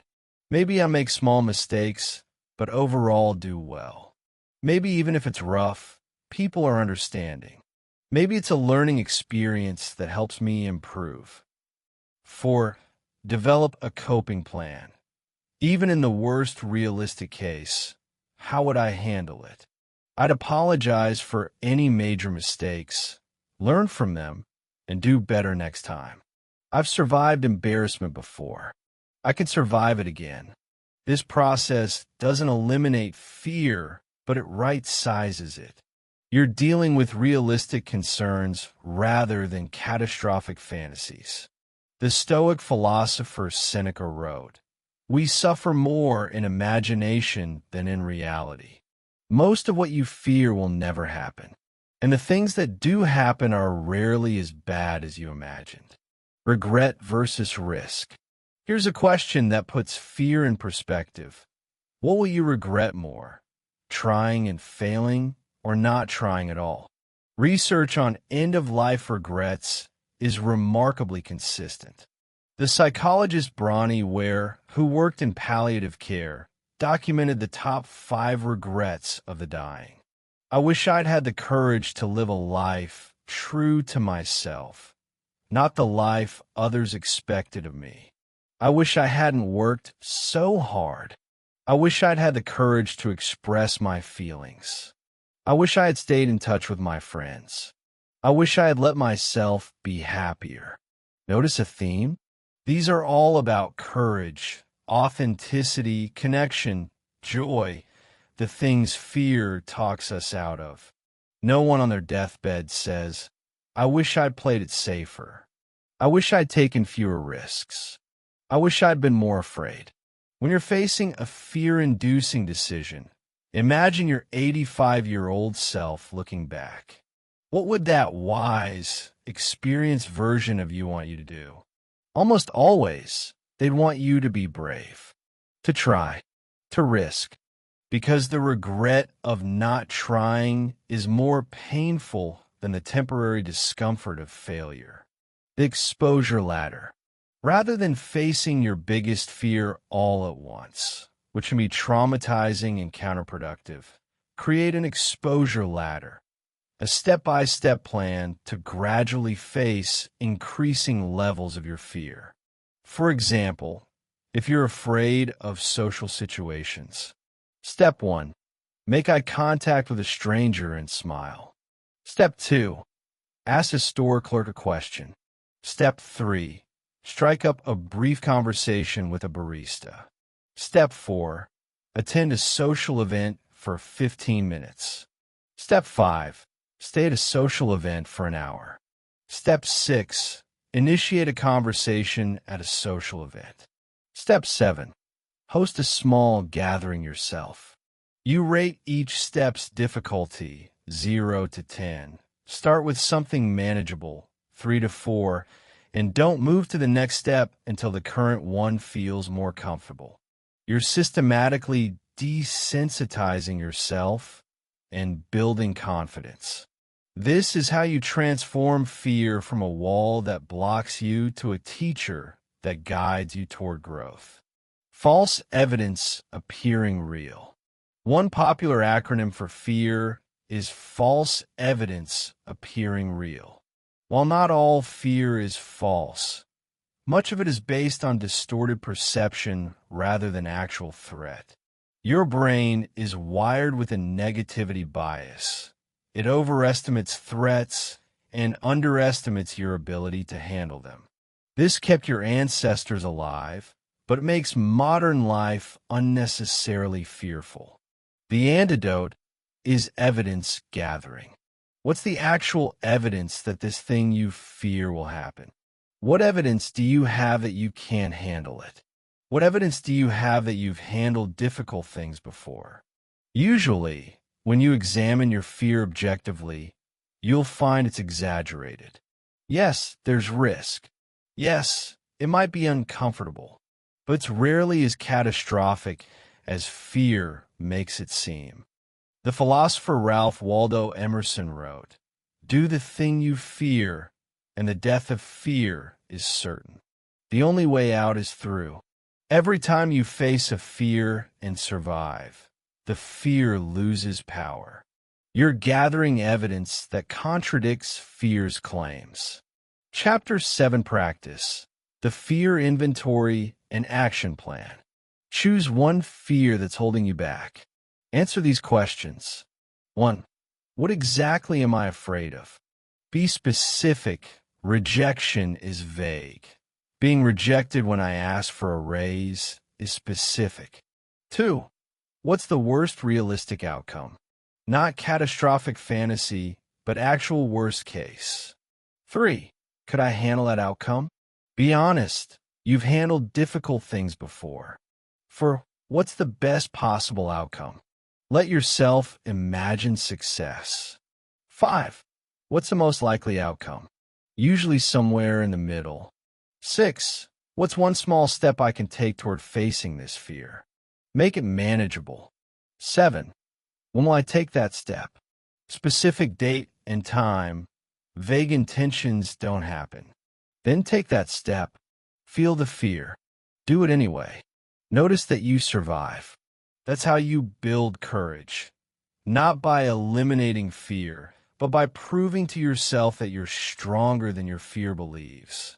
The writer Anais Nin said, "Life shrinks or expands in proportion to one's courage." Choose expansion. Choose courage. Choose to feel the fear and do it anyway. Chapter 8. Joy and Gratitude, Sustaining Positive States. Let's talk about something that might surprise you. For many people, joy is actually harder to handle than difficult emotions. Anger, anxiety, sadness, these feel familiar. But joy can feel vulnerable, fleeting, or even dangerous. Maybe you've noticed yourself sabotaging good moments. You get good news, and instead of celebrating, you immediately worry about what could go wrong. You have a perfect day, and you can't enjoy it because you're waiting for the other shoe to drop. You accomplish something meaningful, and you dismiss it as luck or minimize its importance. This isn't pessimism or ingratitude. It's what researcher Brené Brown calls foreboding joy. It's the unconscious belief that if you let yourself feel too happy, you're setting yourself up for disappointment. So you preemptively dampen your joy as protection against future pain. But here's what that costs you. You're robbing yourself of the positive experiences that make life worth living. You're so busy protecting against hypothetical future pain that you're creating actual present pain. You're afraid of feeling too good. The psychologist Rick Hanson explains that our brains are Velcro for negative experiences and Teflon for positive ones. Negative experiences stick immediately and deeply. Positive experiences slip away unless we actively attend to them. This negativity bias helped our ancestors survive, but makes modern humans unnecessarily miserable. Let me tell you about Jennifer. She was successful, healthy, loved by any objective measure. Her life was good, but she couldn't enjoy it. Every positive moment was tinged with anxiety about losing it. She couldn't celebrate achievements because she was already worried about the next challenge. She described feeling like she was waiting for her life to fall apart. Jennifer wasn't protecting herself. She was imprisoning herself, learning to actually feel joy, to let positive experiences in, to cultivate gratitude without fear. This transformed her life, not because her circumstances changed, but because she finally let herself be present for the good that was already there. Understanding positive emotions. The psychologist Barbara Fredrickson developed broaden and build theory of positive emotions. While negative emotions narrow your focus to escape threat, positive emotions broaden your awareness and build your resources. When you feel joy, your thinking becomes more creative and flexible. When you feel gratitude, your relationships strengthen. When you feel interest, you learn and grow. When you feel love, you connect deeply with others. Positive emotions aren't just pleasant, they're adaptive. They help you build the psychological, social, and physical resources you need to thrive, but only if you actually let yourself feel them. Research shows that positive emotions also undo the physiological effects of negative emotions. When you're stressed, your heart rate and blood pressure increase. Your blood vessels constrict. Positive emotions reverse these changes, bringing your body back to baseline. So cultivating positive emotions isn't selfish or frivolous. It's essential for well-being and resilience. The joy blocks. Several factors keep people from experiencing joy. Vulnerability. Joy makes us vulnerable because we're aware we could lose what we love. Brené Brown's research shows that people often dress rehearse tragedy during joyful moments, imagining all the ways things could go wrong. This is an attempt to protect against disappointment, but it actually just robs you of joy. Unworthiness.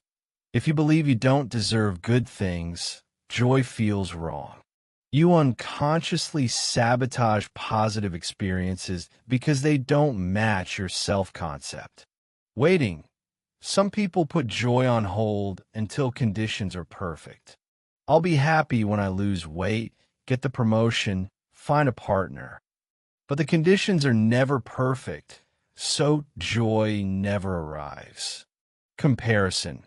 When you're constantly comparing yourself to others, it's hard to enjoy your own life. Someone always has more, does better, is further ahead. Busyness. When you're constantly rushing from one thing to the next, you miss the moments of joy that are available. You're too distracted to notice the good. Which of these blocks resonates most with you? Awareness is the first step toward releasing it. Gratitude is practice. Gratitude isn't just a feeling. It's a practice you can cultivate deliberately. And the research on gratitude is overwhelming. It's one of the most powerful interventions for increasing happiness and well-being. The psychologist Robert Emmons has spent decades studying gratitude. His findings: gratitude improves physical health, better sleep, lower blood pressure, less pain. Gratitude improves psychological health, less depression and anxiety, more positive emotions. Gratitude improves relationships, more generous, forgiving, and helpful. Gratitude improves resilience, better coping with stress and trauma. And the practice is simple: regularly noticing and appreciating the good in your life. The key word is regularly. Gratitude isn't a one-time exercise. It's a daily practice that gradually rewires your brain to notice the positive more readily. The most studied practice is the gratitude journal. Every evening, write down 3 to 5 things you're grateful for from that day. The specificity matters. Not just my family, but the way my son hugged me when he got home from school. Not just my health, but having the energy to take a walk this morning. Over time, this practice shifts your default attention. Instead of scanning for problems, your brain's default, you start noticing the good. You're training your brain to see abundance instead of scarcity. The Stoic philosopher Epictetus taught, "He is a wise man who does not grieve for the things which he has not, but rejoices for those which he has." Gratitude is choosing to focus on what you have rather than what you lack. Savoring, amplifying positive experience. Savoring is the practice of intentionally attending to and amplifying positive experiences. While gratitude looks back at what was good, savoring is about fully experiencing good things as they happen. The psychologist Fred Bryant identified several savoring strategies: sharing with others. Telling someone about a positive experience amplifies it. You get to relive it in the telling, and their positive response adds to your joy. Memory building. Taking mental photographs of good moments so you can recall them later. Consciously telling yourself, "I want to remember this." Self-congratulation. Acknowledging your role in creating the positive experience. "I worked hard for this. I made this happen." Sensory perceptual sharpening. Fully engaging your senses in the moment. Really tasting the food, really hearing the music, really seeing the sunset. Absorption. Losing yourself completely in the experience. Fully immersed without self-consciousness. Most people let positive experiences wash over them without really taking them in. Savoring is about pausing, noticing, and letting the good seep into you. Rick Hansen teaches taking in the good.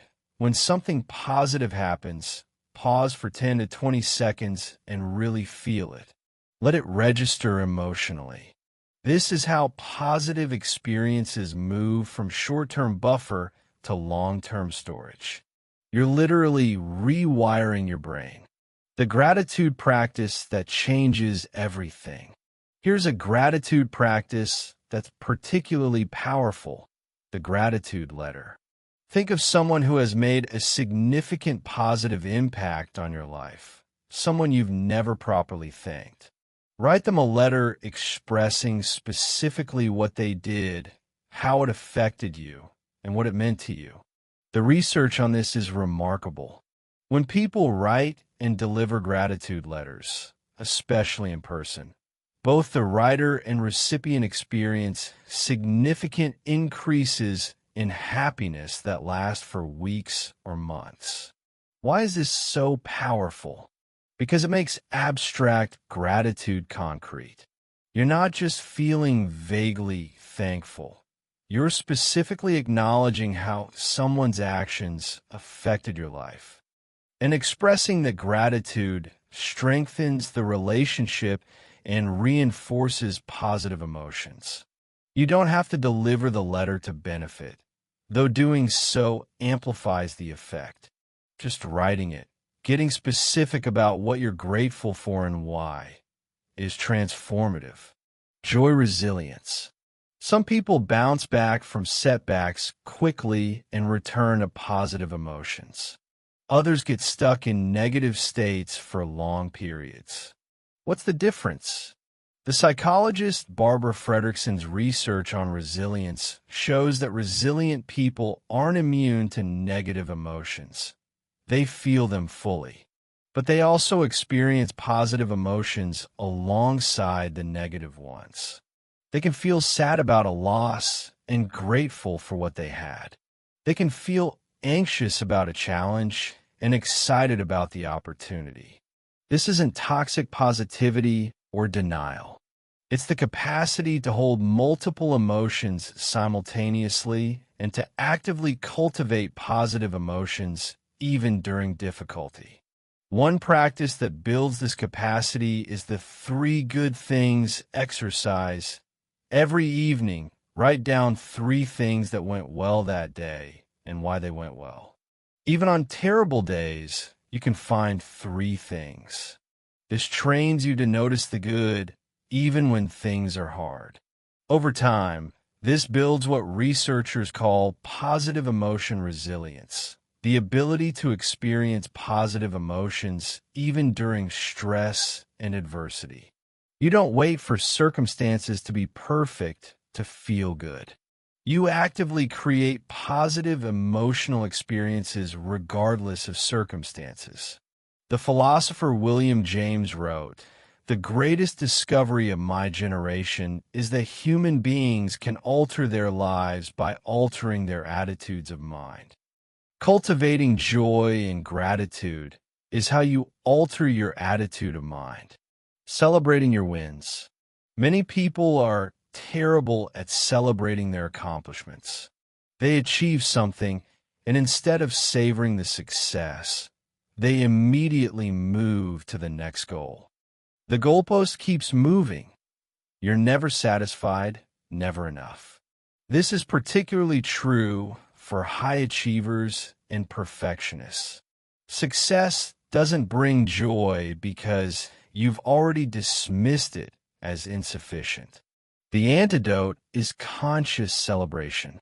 When you accomplish something, even something small, pause and acknowledge it. Tell someone about it.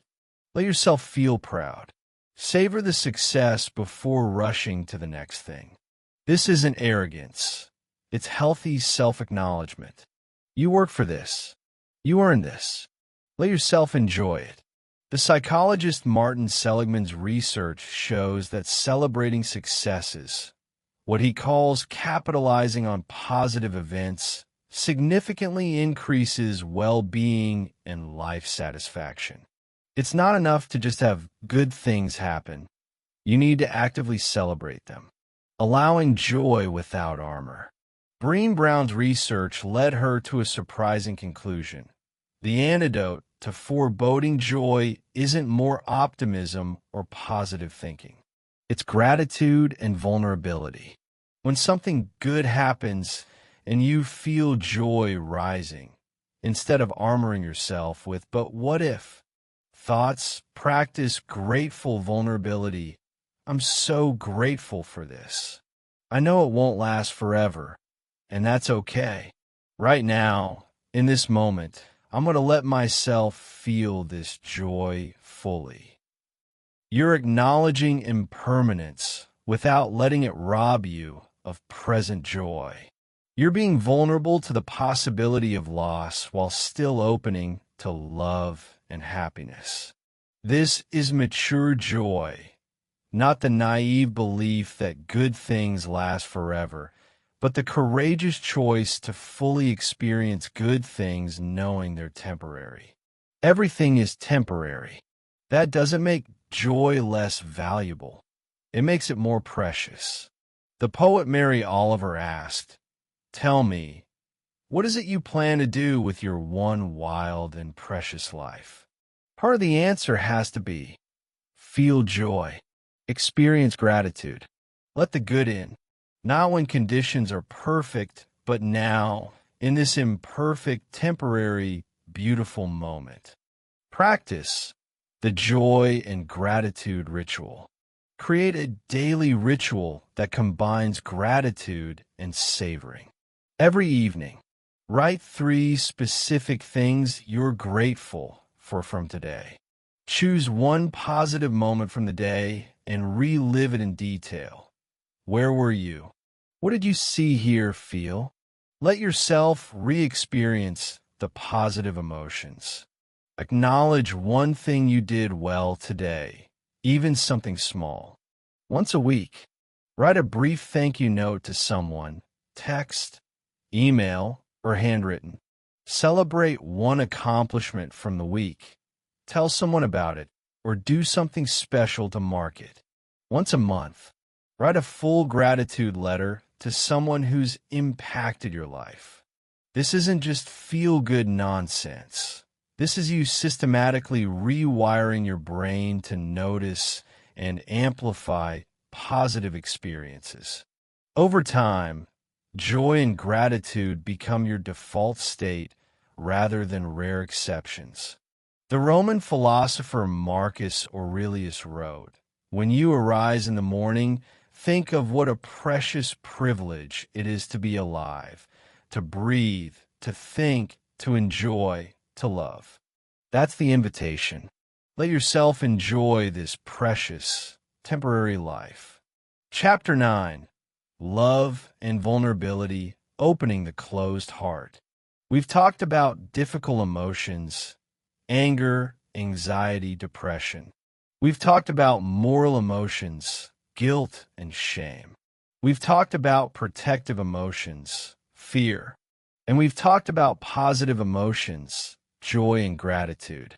Now let's talk about the most complex, most powerful, most transformative emotion of all, love. Not the Hollywood version of love, the butterflies and romance, and you complete me fantasy, but real love, the kind that requires vulnerability, commitment, and conscious choice, the kind that involves both ecstasy and heartbreak, the kind that transforms you. Love is simultaneously the thing humans crave most and fear most. We're wired for connection. We literally cannot thrive without it. The longest-running study of human happiness, Harvard's 80-year study, found that the quality of our relationships is the single strongest predictor of lifelong happiness and health.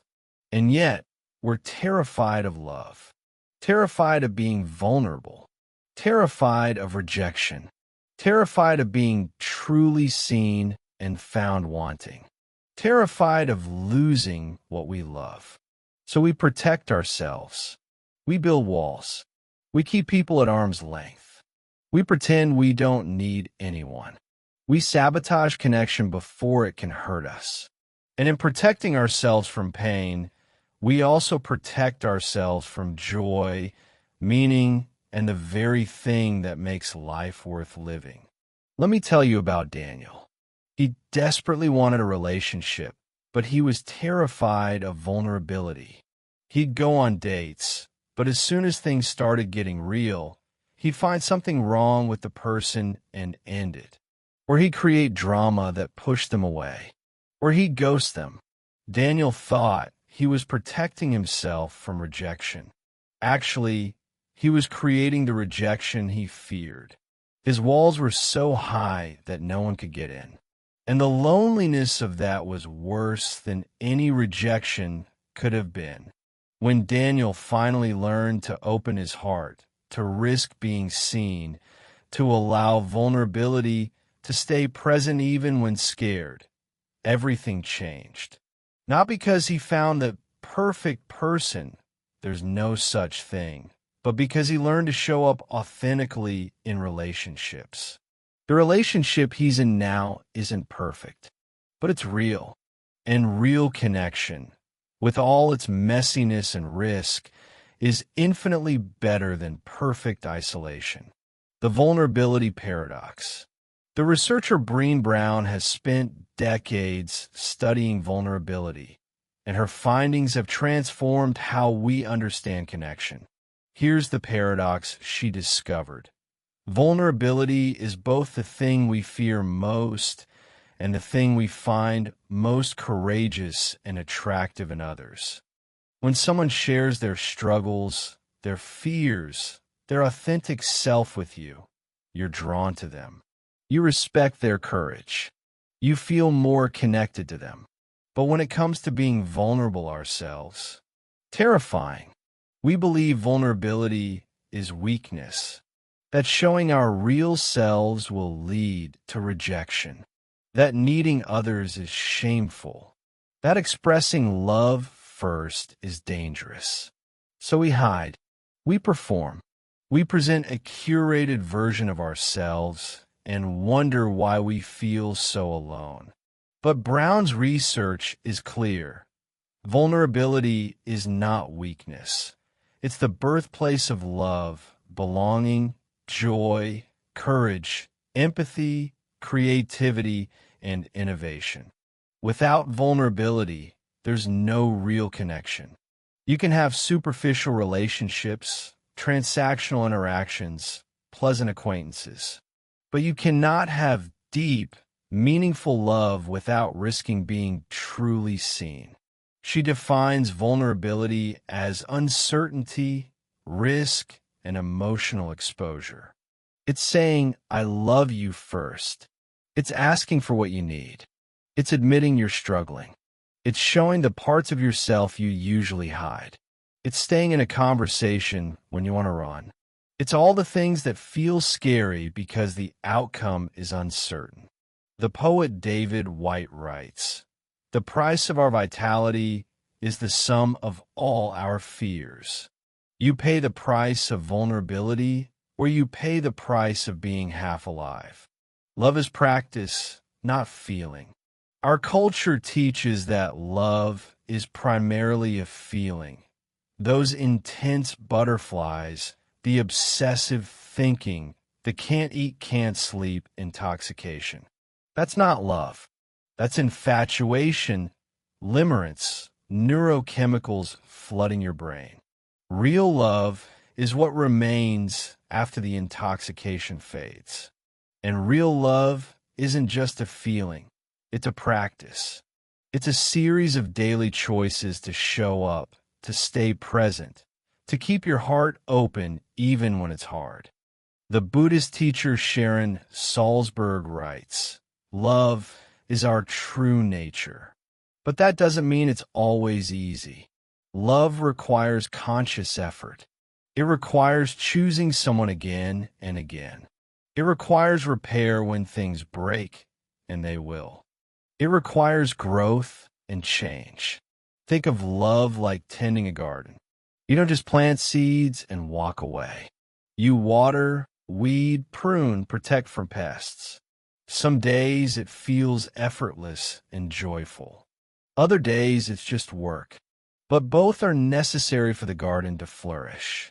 The philosopher Erich Fromm, in The Art of Loving, argues that love is an art that requires knowledge and effort. Love is the only sane and satisfactory answer to the problem of human existence, he writes. But we treat it like something that should just happen naturally without any skill or practice. Self-love, the foundation. Before you can truly love others, you need a foundation of self-love. Not narcissism or selfishness, but genuine care and compassion for yourself. Many people struggle with this. They can show compassion to others, but treat themselves with harsh criticism. They can forgive others' mistakes, but punish themselves endlessly. They can celebrate others' successes, but dismiss their own. This isn't humility, it's self-rejection. And you cannot build healthy relationships from a foundation of self-rejection. You'll constantly seek validation from others. You'll tolerate poor treatment because you believe it's what you deserve. You'll be unable to receive love because somewhere deep down, you don't believe you're worthy of it.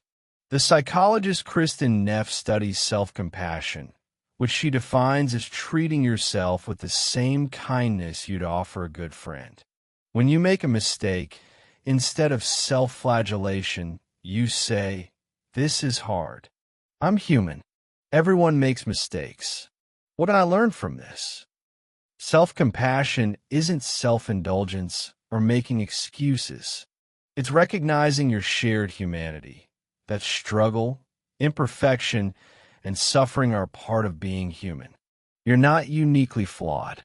You're normally flawed, and that's okay. Practicing self-compassion actually makes you more resilient, more motivated, and more capable of genuine connection. When you're not consumed with self-judgment, you have more capacity to be present with others. The Buddhist practice of metta, or loving-kindness meditation, often begins with directing love toward yourself. May I be happy. May I be healthy. May I be safe. May I live with ease. This isn't selfish. It's filling your own cup so you have something to offer others. Attachment styles and love. The psychologist John Bowlby developed attachment theory, which explains how early relationships with caregivers shape our adult relationship patterns. Understanding your attachment style is crucial for understanding your patterns in love. Secure attachment. You're comfortable with intimacy and independence. You can express needs, ask for support, and also give space. You trust others and believe you're worthy of love. About 50% of people. Anxious attachment. You crave closeness but fear abandonment. You need constant reassurance. You might be clingy or jealous. You worry that you love more than you're loved. About 20% of people. Avoidant attachment. You value independence and keep emotional distance. You're uncomfortable with too much closeness. You might dismiss the importance of relationships or view vulnerability as weakness. About 25% of people. Disorganized attachment. You want closeness but fear it simultaneously. You have conflicting desires, pulling people close then pushing them away. About 5% of people. These patterns aren't fixed. They can change with awareness and practice. If you have insecure attachment, understanding it helps you recognize when old patterns are driving current behavior. You can then choose differently.